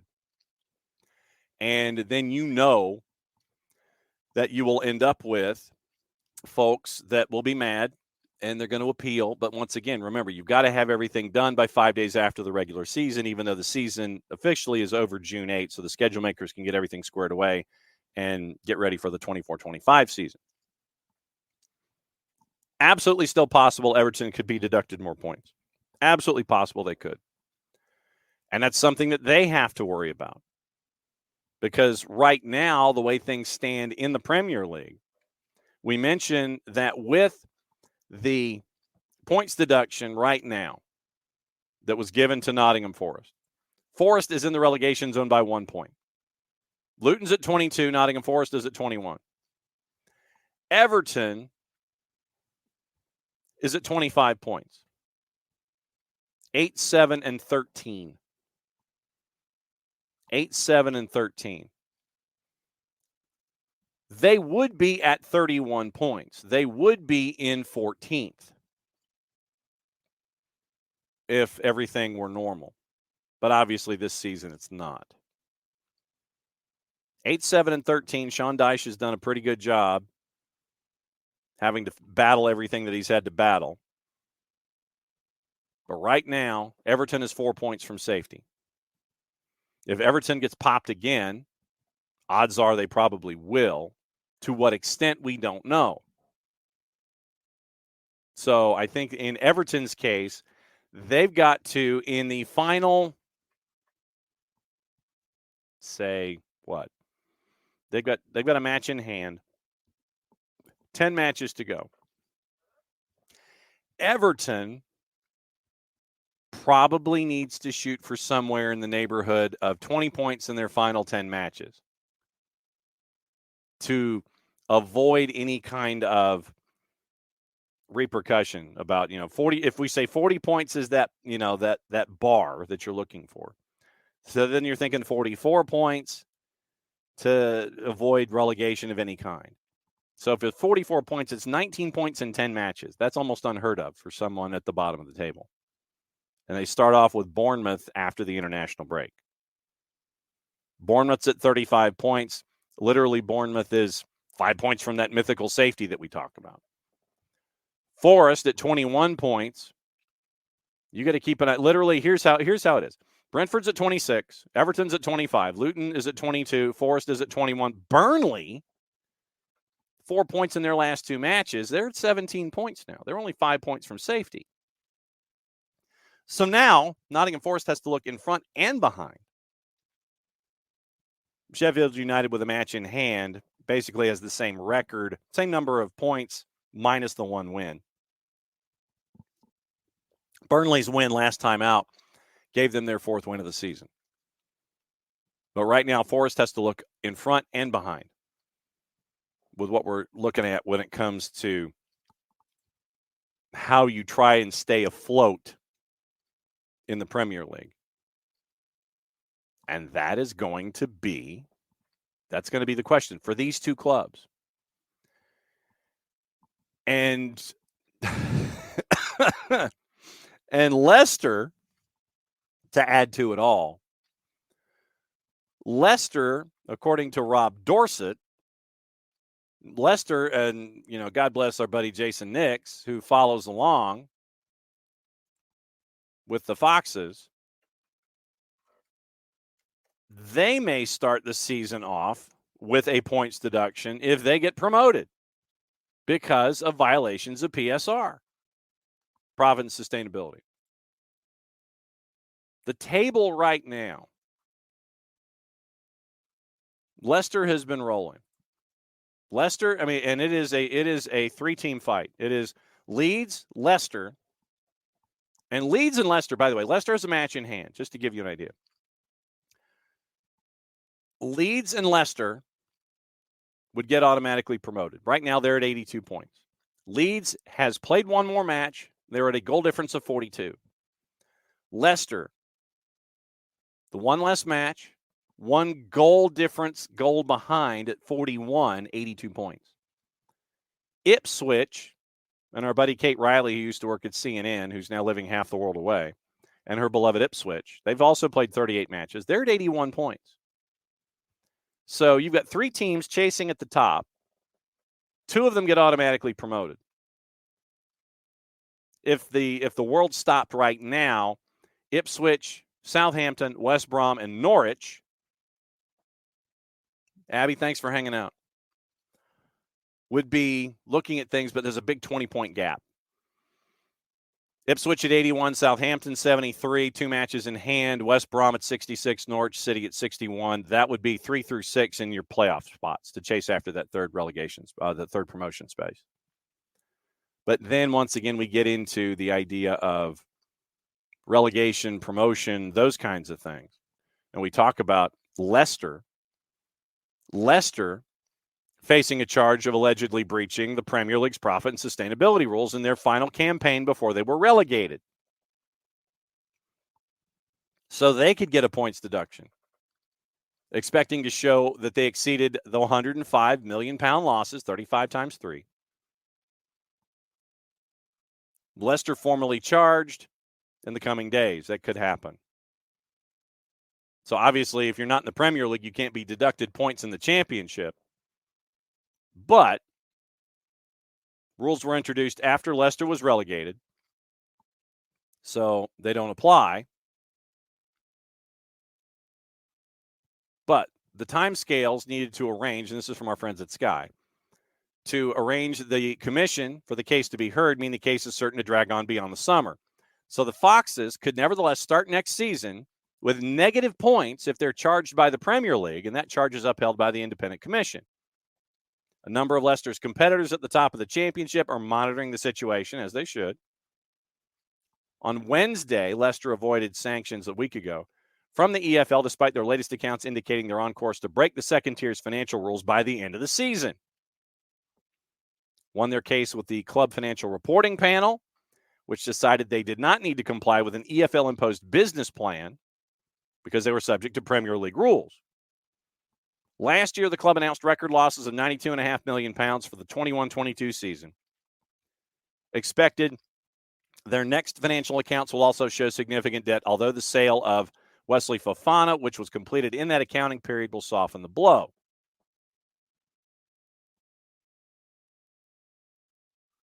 So Rob Dorsett thinks that it won't happen, that they will end up with a points deduction. But keep an eye on Leicester.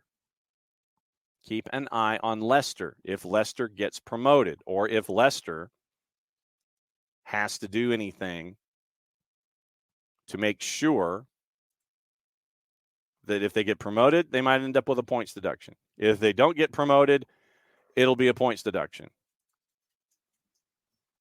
But right now, the way things stand in the championship, and this is another point that we like to make every once in a while, 3 teams get relegated from the championship and go into League One. Rotherham, Sheffield Wednesday, Huddersfield. Rotherham looks like they're adrift. They're 18 points adrift right now. 19 points adrift from safety. Birmingham City, we got news on them in a second. Sheffield Wednesday, Huddersfield, Birmingham City, QPR, Stoke, Plymouth Argyle, Blackburn, Millwall. 3, 6, 8 clubs separated by 5 points involving 2 of the relegation spots. But you look at this group. Huddersfield, QPR, Stoke, Blackburn, Swansea, Watford, Sunderland, Cardiff. Well, if you don't include Cardiff. Okay, so Sunderland. So Sunderland, Watford, Swansea, Blackburn, Stoke, QPR, Huddersfield. 7 clubs in the bottom half of the championship that were in the Premier League at one point, fighting for survival in the championship. And Leicester could be punched in the neck because of QSR violations. So we keep an eye on that. Modiflow. How in tune am I with the local grassroots soccer scene? And can I point out some teams and their qualities? I am not that up to date. I'm not that up to date. Anyone know what happened to Club the Strongest Atlanta? But Modiflow, you give me a question. I can specifically do some research on it and let you know what I think. Michael Valverde, Forest being punished for trying to mimic Manchester City, will never have any points deductions because they have better lawyers. You're not wrong. Dell would really like for the end of the Premier League season to be very competitive at the top and bottom of the table. Traditionally, I think it is. This season, especially at the top, it's going to be crazy. I think the relegation fight for the 3rd spot will be interesting, and we also have to now keep an eye on the financial rules and see if anything happens to Everton and Forest. They have to play pedal down to make sure that they're not in a position to get relegated immediately and do their best to kind of come up with some kind of padding to make sure that that they still would survive even if they do get knocked again with points. Dell's let me know Wrexham, 3rd place, last automatic spot, only on goal difference. And I know League 2 is crazy. I figured that Wrexham would get out of League 2 in the first season. League 1 is where business picks up. That's where it will get difficult for them. I think they can get into League 1, but then that's when the investment has to kick in again, and you've got to work on being solid in League 1. First year, be solid, build from there, and then try to get promoted. But the level of investment going from League 2 to League 1 is going to be huge. And you've got to figure out, once again, all these revenue streams that we're looking at with all this kind of stuff. It's going to be a tough order for them. But it will be interesting to see if our buddies from Wrexham will make it through yet another promotion situation. Also on the board this morning, there's some stuff going on. And there are some stories that are out there, once again, thanks to our friends at The Score. The Score is very, very busy this morning. And it's, for full disclosure, it's an outfit that I used to work for when I was in Canadian television. So I always have their app downloaded, and I always look at their stories and look at their personnel. So in soccer this morning, there's a lot going on, and a lot of it's overseas. So let's start with Serie A.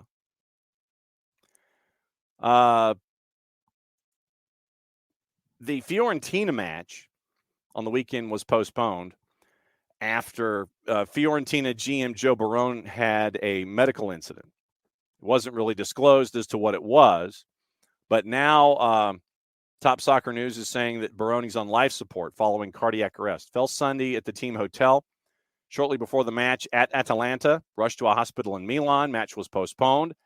Turns 58 on tomorrow. Critical but stable condition. Cardiac intensive care unit at San Rafael Hospital in Milan. So Fiorentina is keeping an eye on Joe Barone. Lazio has hired Croat coach Igor Tudor to replace Maurizio Sarri with immediate effect. Sarri stepped down last week after a poor run of form, left them ninth in the top flight. Igor Tudor, 2 Serie A titles with Juve as a player, Marseille to third in Ligue 1 last season, left the troubled club for, quote, professional and private reasons. So Igor Tudor is now the new head coach replacing Maurizio Sarri. Now, 2 parts. Napoli defender Juan Jesus on Monday blasted Francesco Acerbi for denying he dished out racist abuse after the Italy international was forced to leave the Azzurri training camp ahead of 2 friendlies in the U.S. Jesus had initially played down the incident following Napoli's 1-1 draw at Inter Milan on Sunday, telling DAZN, what happens on the pitch stays on the pitch, after accepting Acerbi's on-field apology for unspecified insults. Jesus, who is Brazilian by birth, headed home.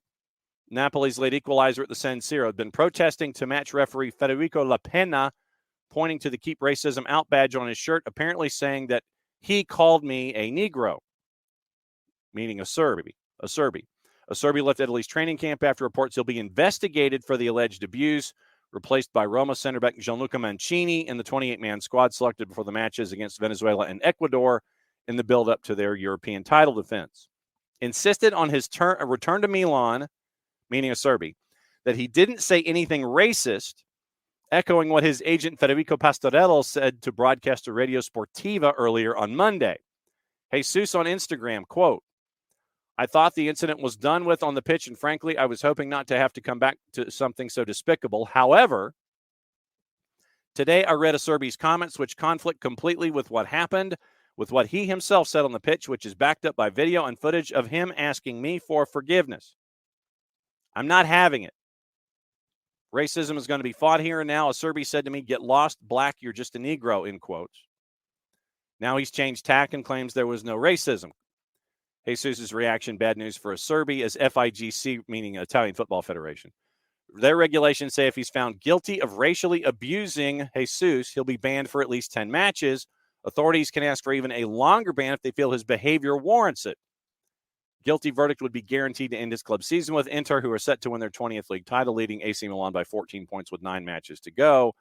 Disciplinary authorities likely to insist any eventual ban be extended worldwide, with the Euros starting on June 14th. Serie A told Agence France Presse, regular report from the division sporting judge will be released on Tuesday. That document, which is usually published the day after the end of each round of matches, should confirm whether Acerbi will be investigated.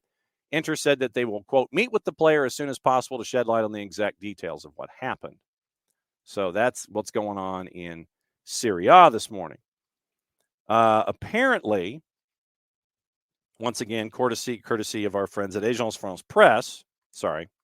Different direction. Yeah, Agence France Presse. Striking Major League Soccer referees on Monday accused substitute officials of making a litany of mistakes in last weekend's fixtures. PSRA said stand-in referees had made an array of blunders in recent games. Quote, points were lost, red cards were incorrectly given, while other red cards were incorrectly not given. And, quote, stonewall penalty kick decisions were missed. PSRA said in their statement on the 280-character app. PSRA statement is the latest statement that they had in their dispute with Pro. Don Garber expressed frustration at the stalemate, accusing PSRA of not negotiating fairly during talks. In an interview with The Athletic last week, and we didn't get into this, Garber said the league was prepared to continue using substitute referees for as long as needed, insisted feedback from MLS players and coaches had been positive. Quoting Garber, we have officials that we think are doing a really good job. Our players think they're doing a good job. Our coaches think they're doing a good job, and they're going to continue to work in a way that will be supported by Pro until there's a resolution. However, Garber's remarks, and once again, this is Agence France Presse, swiftly rebutted by the Players Union, the MLSPA, which said there was, in fact, widespread dissatisfaction at the standard of refereeing. MLSPA said it is grossly inaccurate to say that players think that the current group of referees are doing a good job. In fact, players are very clear that the replacements are undertrained, lack experience, not nearly at the level that a league of MLS's stature deserves, end quote. Charlotte FC's coach Dean Smith said his team had been on the wrong end of decisions in a 2-1 loss to Nashville. Most notable was the failure to award what looks like and once again, this is Agence France Presse. It's the Patrick Adjumong incident inside the 18. Galaxy's Maya Yoshida appeared to wince when asked about refereeing in the 3-3 draw with St. Louis. Yoshida said, "I'm going to get fined. I hope PSRE makes a deal with the league as soon as possible. That's a shame. That's it." Laurent Courtois, we started the show with in an indirect way, furious following his team's defeat, which included 3 penalties, a red card, 2 goals in second-half stoppage time. Courtois said referee Deshaun Beard, who we have seen in USL Championship and MLS Next Pro, had failed to send off Chicago's goalkeeper for a handball outside the area, missed an offside that led to a Chicago goal, and one arose from an incorrectly awarded corner. Something was taken away from my guys. It's hard to swallow under these conditions. They worked too hard for this.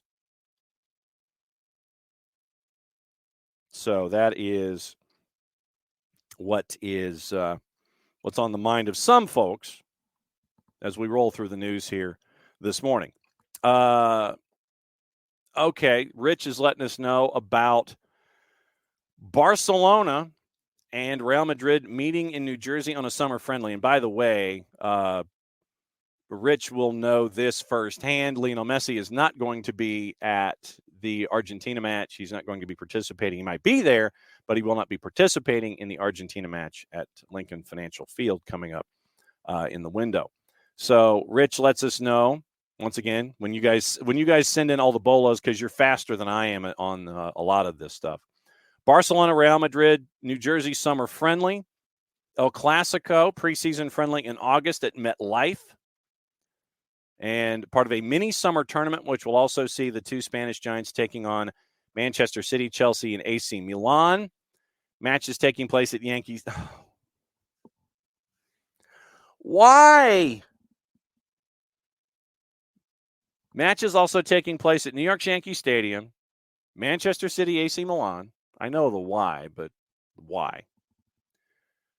Orlando, Barcelona, Manchester City, Chicago, AC Milan, Real Madrid, Baltimore, Barcelona, AC Milan, Charlotte, Real Madrid, and Chelsea as part of the Soccer Champions Tour.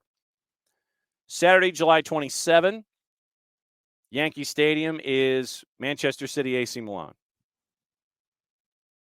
On the 30th, at Camping World, Barca, Manchester City. Soldier Field, AC Milan, and Real Madrid. MetLife, Barcelona, Real Madrid. August 3rd. August 6th at M&T, Barcelona, AC Milan, Bank of America, Chelsea, Real Madrid. That's the schedule for the Soccer Champions Tour. I do not know when tickets are going to be put on sale.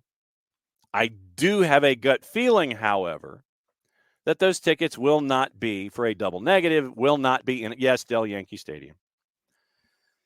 Yes, Yankee Stadium. Yes, Yankee Stadium. That will be the largest crowd that they probably will have ever had for a soccer match on a U12 surface.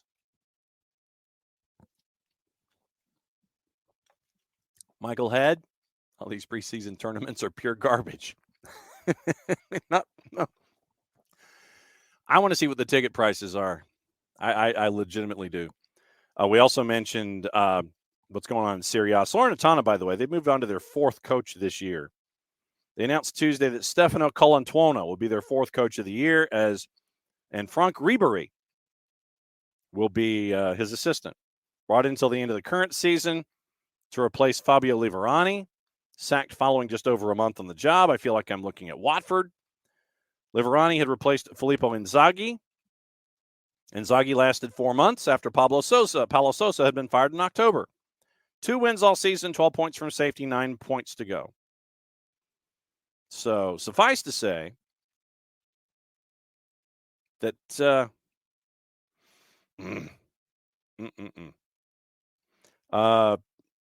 we mentioned what's going on with all of the round robinness when it comes to managers.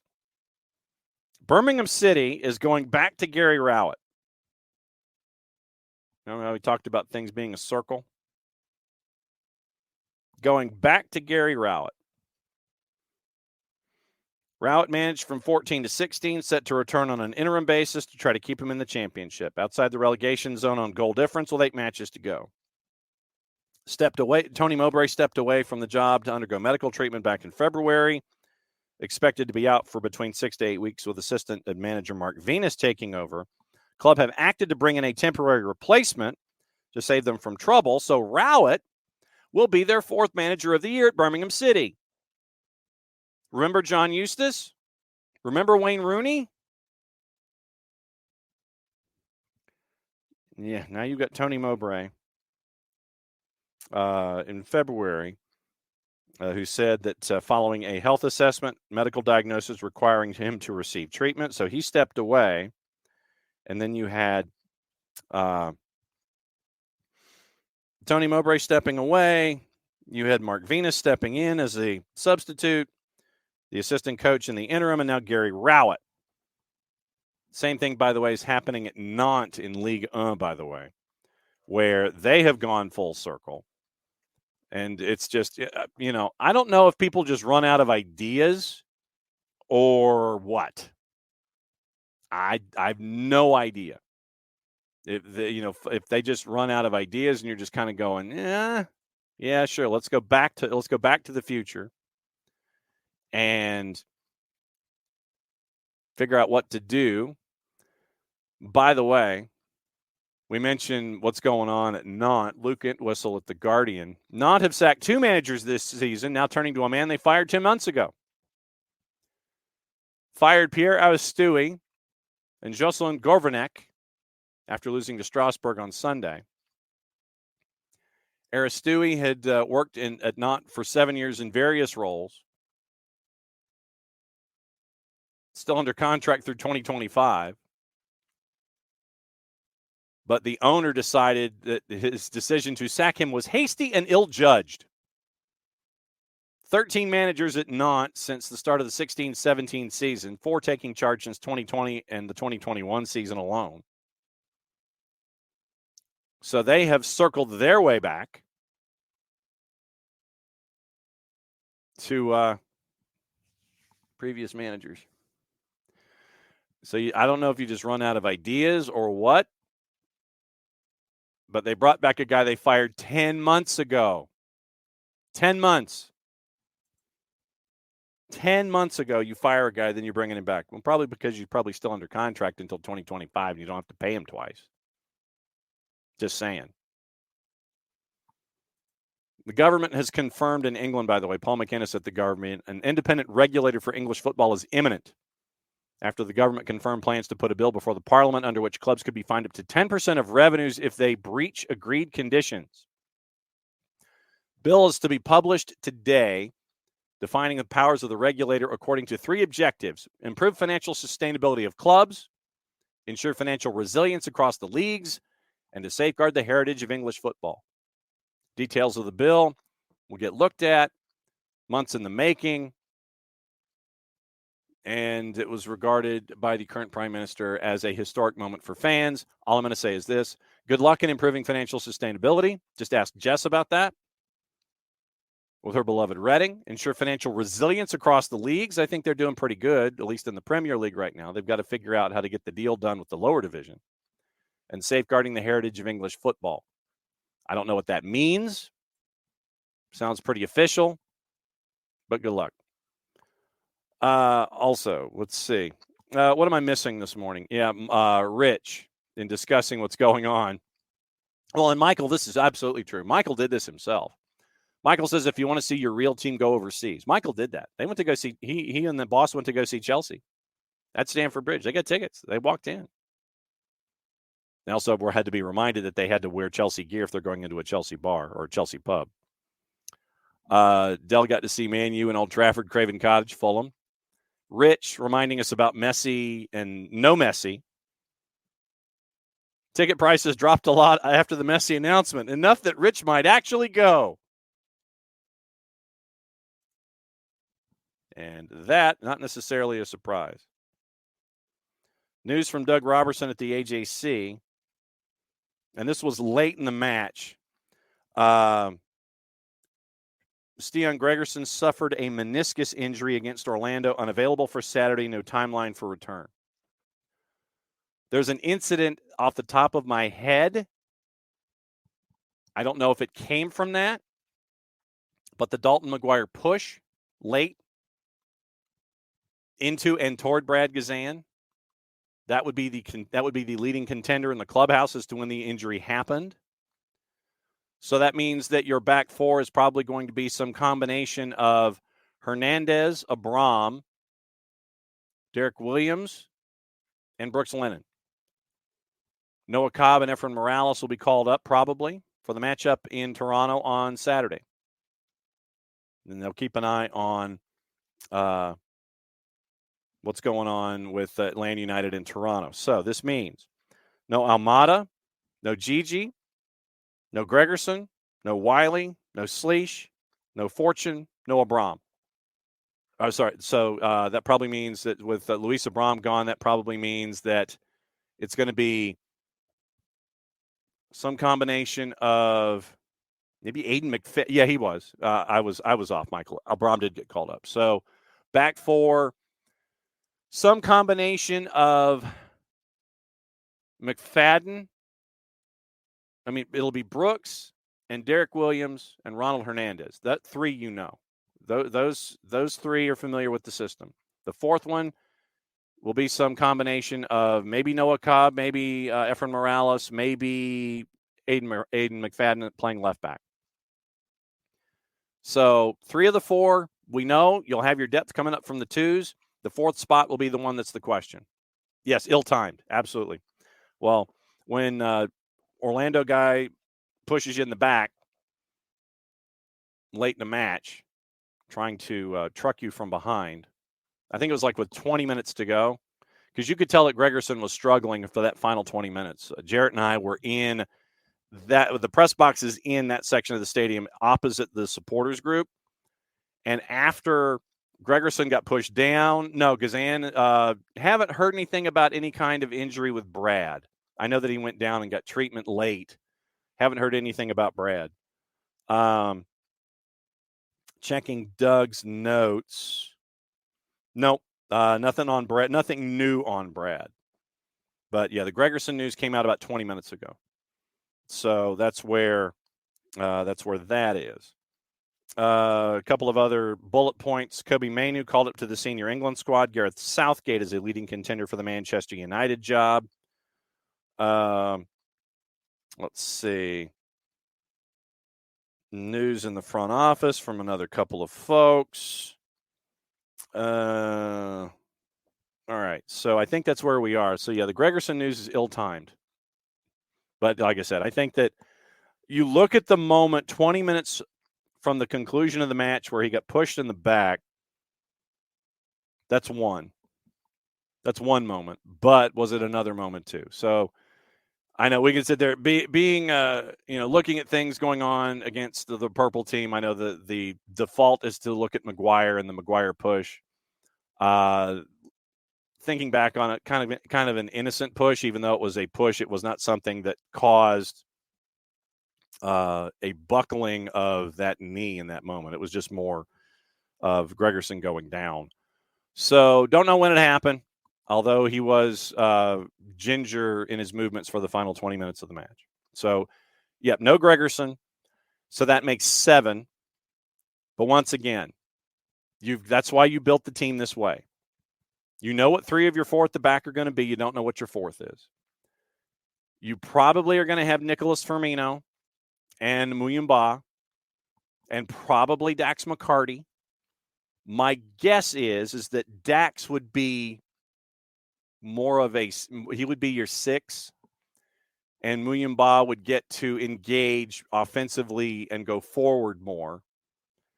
And then up top, it would be normal, except for Jamal in the middle. It's probably going to be Shande, Jamal, and Saba, with Mosqueda available on the right, Tyler Wolff available on the left. And that, I mean, like I said, that's the I'm processing things here in real time. That's what I'm staring at. I'm staring at left to right up top. Shande, Jamal, Saba, backups Wolf and Mosqueda. And then, like I said, Nicholas Firmino would be one of the ones that is on a first-team deal that's on the bench. So I would say that Firmino probably gets a start. I would say Muyumba starts. I would say Dax McCarty starts. And like I said, the fourth at the back, the left back to me would be the question. My guess is Aiden McFadden. Dell wants to know about some of the younger players on the brink of joining the first team that might actually be joining the first team. Like I said, it would be Noah Cobb and Efren Morales off the top of my head. That are closest to being ready. So those would be the first two off the top of my head. Then you've got Nicholas Firmino that would be a part of this discussion as well. So there are a couple of holes that you would need to fill. But once again, that's why the depth is here. Dax McCarty coming in being your 6, perfectly fine. That's why you've got him here. You've got him here to spot start. You've got him here to bring in Sandpaper out of the bullpen late.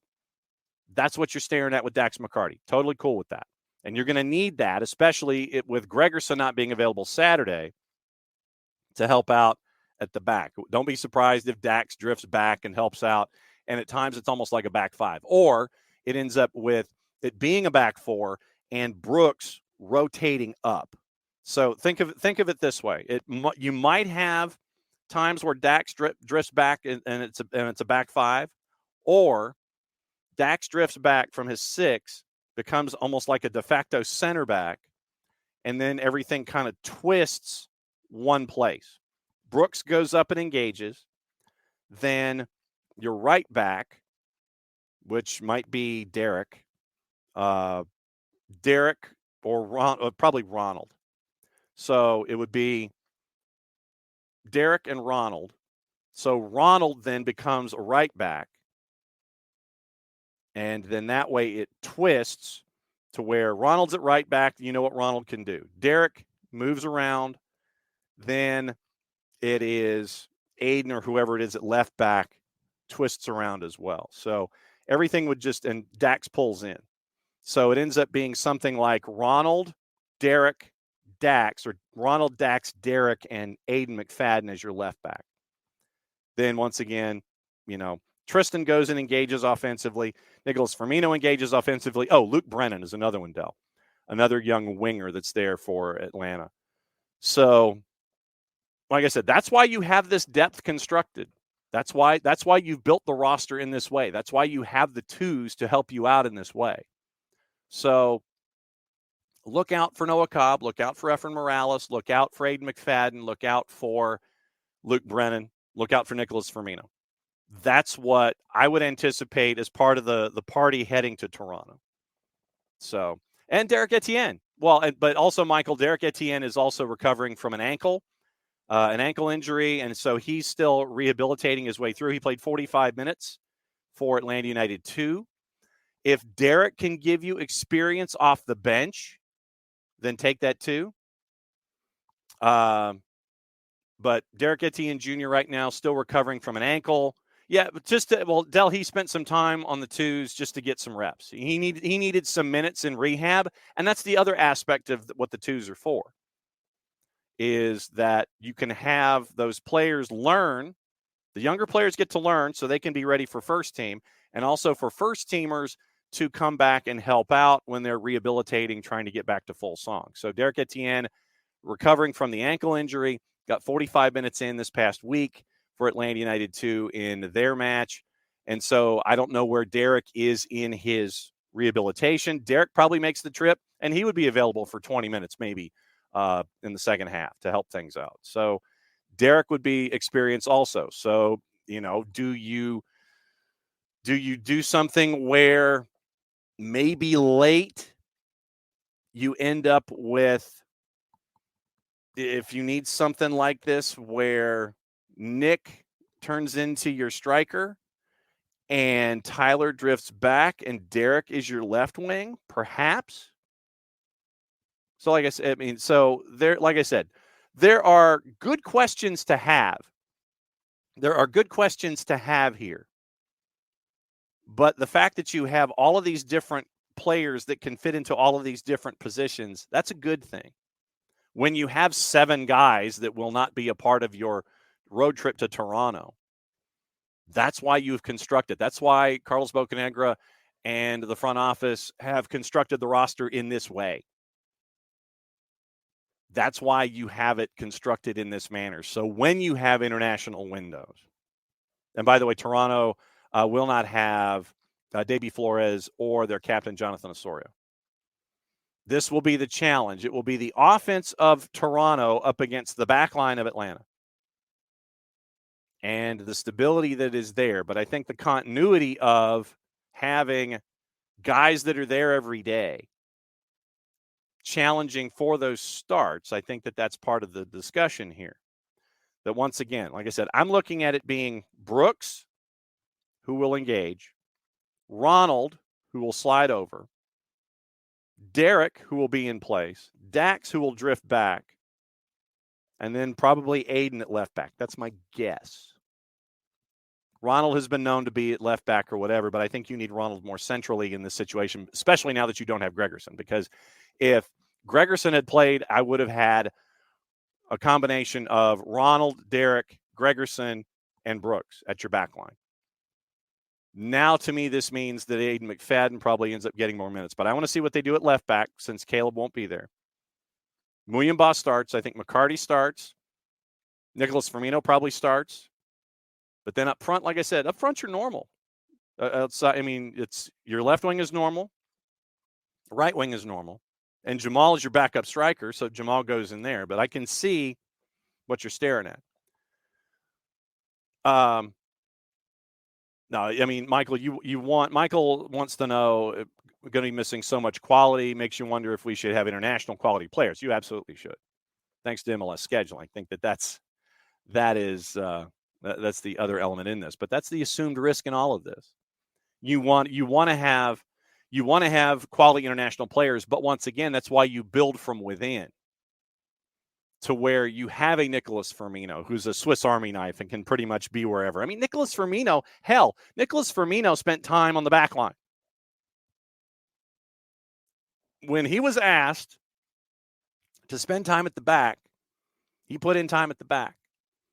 I don't anticipate him starting there, but if you substitute things and game state tells you, okay, I need to do one thing or another, hell, Nicholas Firmino for the twos has played at the back. So to have a Swiss Army knife like Nicholas Firmino is invaluable. You have a developing player like Luke Brennan. We've seen the relationship with Luke Brennan and with Nicholas Firmino. We saw that inside Mercedes-Benz Stadium in AmFam 2 Electric Boogaloo. And I think it was the match against New England too. So to have these younger players that can help out that next wave. Like I said, Noah Cobb I think is coming. Efren Morales I think is coming to Toronto and toward the first team. Nicholas Firmino will be a part of the discussion. Luke Brennan on the right wing will be a part of the discussion. So that's why you have the younger guys help fill in those spots when your first teamers and your other stars, they go into international duty. You want that. You want international stars.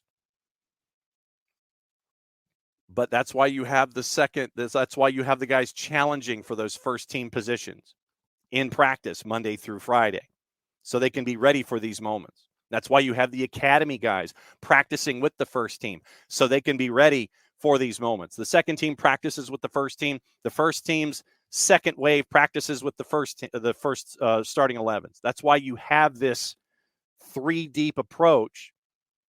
Second team, second string, first string, or first 11, second team.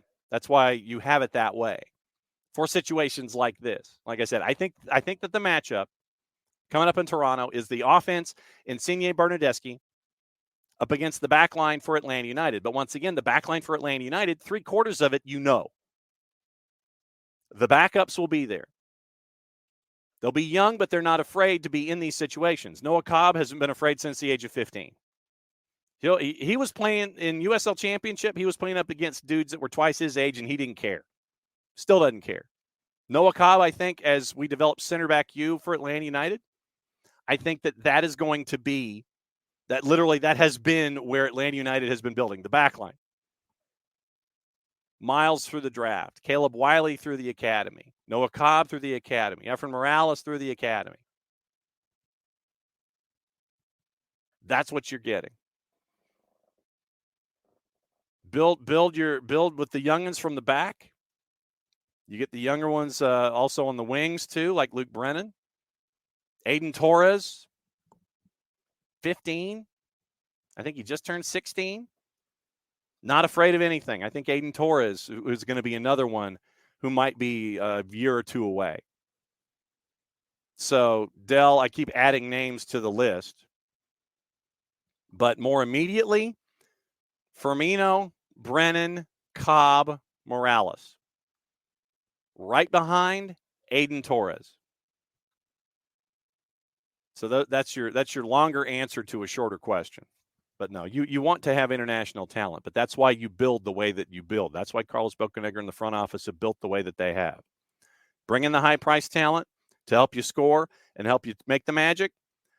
The academy to build from the back and to help out on the wings. That's the way it's worked out with Atlanta United. So that's where that is. Let's see. There were a couple of things that I think. Oh, we still haven't talked about the NWSL and the 9 Golden Nuts. Okay, that might be kickoff for tomorrow. Tomorrow, by the way, once again, 9:15. Tyler Pilgrim will be joining us from Scarves and Spikes. We'll find out what Tyler thought about Atlanta United 2. We'll find out what Tyler thought about Atlanta United, and hopefully the busiest man in show business in the Northeast, Dylan Butler, will be joining us at 10 o'clock as well. Dell.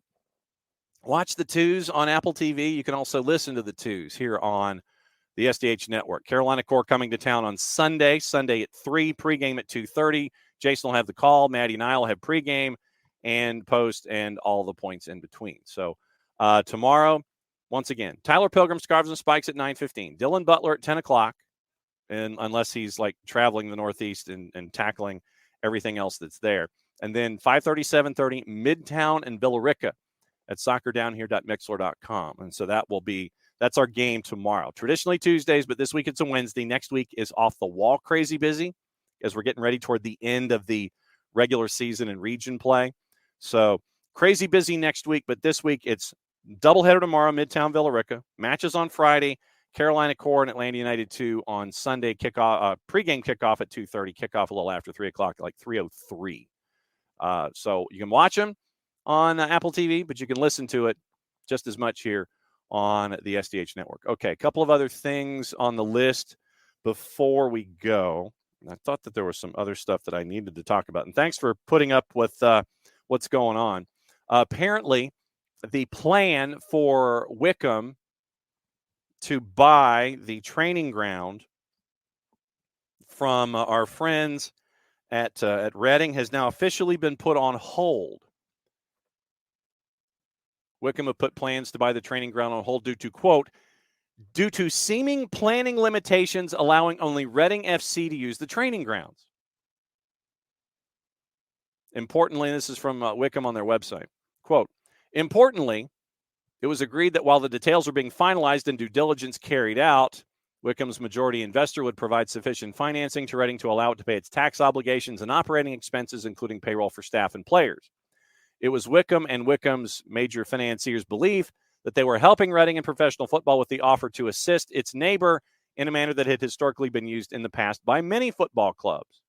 They have put on hold the discussions and ongoing due diligence due to seeming planning limitations allowing only Reading to use the training grounds. Wickham continues to wish its neighbors good luck in solving its issues. Reading's owners must spend any upfront payment linked to the sale of the training ground to Wickham on keeping the club afloat. And so the PA has reached out for Reading for comment, but that sounds like what Reading wanted to do was sit there and say, well, yeah, you can buy it from us, but we still want to use it.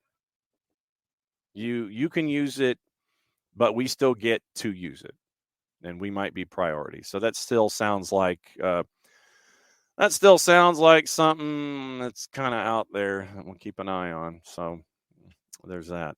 The other element on the board, before this gets any older, once again, this is Rick Westhead about Canada soccer.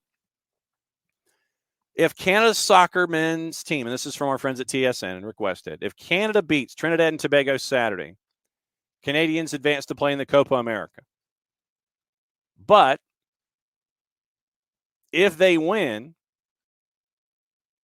and it's possible that the better Canada performs in the Copa, the more it could accelerate the Federation's path toward insolvency. Follow. Thanks to an agreement reached between the union representing the men's national team players and the Federation a year ago, each of the 23 players on the teams paid a $9,000 bonus for each win. That means if Canada beats Trinidad and Tobago and wins 2 matches in the Copa, it's going to cost Canada Soccer $600,000 in bonuses, in addition to at least the $500,000 in expenses related to travel costs, staging a pre-tournament camp for players and coaches. Source to Westhead. Quote, we'd be looking at far more than $1 million in costs if Canada makes the Copa and gets at least a few wins. The uncomfortable truth is the better our players do on the pitch right now, the worse financially it is for the Fed, which is running on fumes. Prize money for this year's Copa has not been announced by CONMEBOL. Argentina took home 6.5 for winning the last Copa in 21. Brazil got 3.5. Teams that made the quarters were paid $1.5 million. Countries that did not advance out of the group did not receive bonuses. New Canada Soccer General Secretary Kevin Blue, whose first day on the job was last Thursday, gets to deal with this. TSN reported back on February 21st, union representing the players on the senior national women's team have filed a $40 million lawsuit against 15 current and former board members, including current board chair Charmaine Crooks. According to an agreement Canada Soccer reached last year with women's national team players, Federation pays them $1 million a year. The source told TSN it's up to the players to decide how to split up the money. Canada Soccer Players Association alleges Crooks and other board members were negligent and breached their fiduciary duty to Canada Soccer in 2018 when they signed the media and sponsorship contract with CSB, controlled by the owners of the Canadian Premier League teams. Once again, in exchange for the flat rate fee of $3 to $4 million, the National Fed signed over all the sponsorship rights potentially through 2037. Football Australia, by comparison, generated about 28 million Canadian in sponsorships and TV revenue in the year ending June of 23. According to Westhead, no tangible offers to retool the contract have been presented. Continued to have a talk with Kevin Blue. Blue said he's met with CSB officials to talk about the contract. Canada Soccer officials over the last year have asked CSB to sign new sponsorship deals in the airline, hotel, and logistics sector and commit the funds from those agreements to junior and senior national team programming. CSB has countered, according to the source to Westhead, by suggesting it pursue a sponsor deal in the gambling sector with some of the proceeds from a contract going to Canada Soccer. Federation reported a $4 million deficit in 22. Source told TSN the Federation recorded a deficit of more than $3 million in 23. Projects a budget deficit of $4 million this year. The 2023 financial statements for Canada Soccer won't be made until the annual general meeting in May. The new head of the Fed, Kevin Blue, acknowledged the financial situation. In December, Federation officials floated the idea of increasing the annual fee for player registrations from $9 to $15, necessary to help avoid a bankruptcy filing within the next year. That's where Canada Soccer is right now. They could file for bankruptcy within the next year. According to the source, that's what they told provincial and territorial organizations. They're expected to vote on the request in May at the general meeting. Federation execs in recent months have also discussed requiring professional teams in the CPL and MLS and leagues in Canada to boost their annual registration fees by 60% to match prospective player fee increases. Currently, each MLS team pays Canada Soccer $30,000 and each CPL club pays $20,000.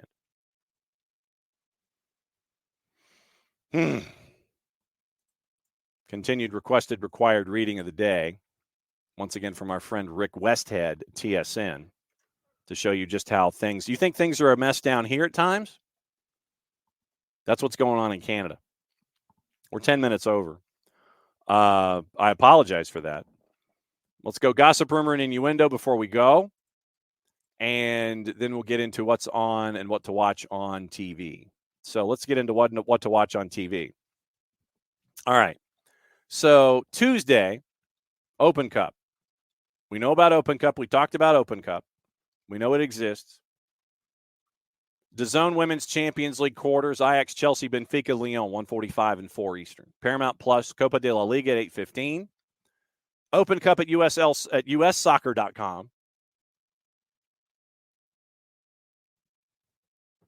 Villages, Clovers, Forward Madison, Duluth, Vermont Green, Lex SC, Tormenta hosting FC America's CFL Spurs at 7:30, Tulsa Athletic and Northern Colorado Hailstorm at 8. So 5 matches at ussoccer.com. Paramount Plus got the Copa de la Liga. DAZN has Women's Champions League quarterfinals this afternoon. If you are a true degenerate and really want to watch things, Teise, For the Fans, Gold TV, Nuestra Tele, Liga 1 Max, Libertadores, Sudamericana, all the BNs. Go to Fanatis, fntz.co/soccer down here. Helps out the show, helps out the network, helps out their network, and really takes you down a lot of rabbit holes. Boy, does it take you down a lot of rabbit holes. You get AFCON, you get all, like I said, all the BN stuff that they broadcast. You get that Liga, whatever you want to watch, it's there. fntz.co/soccer down here, and you get to really experience the degenerate nature of a lot of leagues around the planet.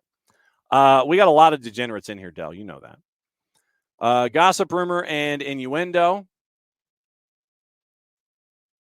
that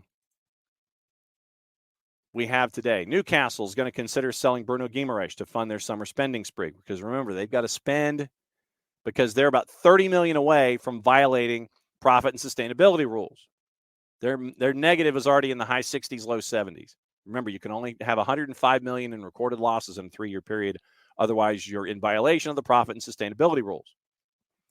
Real Madrid, PSG, we're watching Guimaraes in the FA Cup defeat. PSG keeping a close eye on Alexander Isak. Bayern Munich open to selling Joshua Kimmich this summer. He's only interested in City, Arsenal, Liverpool, Real Madrid, or Barcelona. That's from Florian Plettenberg at Sky Germany. Manchester United, Liverpool among the clubs interested in signing Brahim Diaz from Real Madrid. Man City's Bernardo Silva says he's sure he will return to his first club, Benfica. Refused to say when. Everton will demand a minimum of $80 million for Jared Branthwaite, wanted by United and Chelsea. Raheem Sterling will snub interest from Saudi Arabia this summer as he bids to win silverware with Chelsea next year. Set to reward Cole Palmer with a new contract with much improved terms. Eddie Nketiah, might leave Arsenal this summer. Wolves have joined the Premier League clubs chasing a potential deal. Dortmund willing to re-sign Jadon Sancho on a permanent, but only if Manchester United are willing to accept less than half the £73 million they paid for him in 21. Spurs have their sights set on West Ham's fullback Ben Johnson. Liverpool have stepped up their interest in Bayer Leverkusen's defender Piero Hincapié. United once again signed Kobe Mainoo to a new deal. Chelsea have identified Inter Milan's Simone Inzaghi as a replacement for their current boss Mauricio Pochettino. Eric Cantona hinted he would be interested in a role at the club for Manchester United under new part owner Sir Jim Ratcliffe. So that's your gossip, rumor, and innuendo. So what do we do this morning? We went on a deep dive of the activity involving a club that is no longer a part of Open Cup. Morning, Andy. Glad you're here. There's a club in Nisa that we don't know anything about. They're not an Open Cup. So we tried to re-explain and get everybody reacquainted with what's going on with Georgia Lions SCFC. Went into a deep dive there. Went into a deep dive overseas with profit and sustainability rules. And talked a lot about Nottingham Forest, talked about Everton, talked about the Wise, talked about what's going on with all of that. Brought you back in to look at what's going on in Major League Soccer, whatever's on your mind, and finishing up with how messed up Canada Soccer is when it comes to their national organization. So it was a lot of business down here today, and some coaching down here, and some spinning of folks and job titles and folks that were no longer in the job that are back in the job. So that's where we are. And tomorrow morning, once again, like I said, 9:15, Tyler Pilgrim from Scarves and Spikes will join us. Dylan Butler hopefully can join us at 10 o'clock, and we'll discuss stuff. That's the official term. Midtown and Villa Rica tomorrow afternoon and evening here on the network on the high school side. So for everybody here, thanks to hanging out with us as you always do here on starting at 9:05 Eastern time on Monday through Friday. We go for 2 hours unless there's more to talk about. We just keep talking. So once again, thanks for hanging out with us today. We'll be back at it again tomorrow to discuss stuff. That's the official term. Maddie Cruz and the ones and twos, she'll be back tomorrow, and we will break everything down on a Wall Pass Wednesday. So whatever's on your mind, bring it to the table, and we'll talk about it. Mucha Platiel, play it safe, everybody. Since it is the end of the show, that means I get to do this. Back at it again in less than 22 hours. See you on a Wall Pass Wednesday. Bye.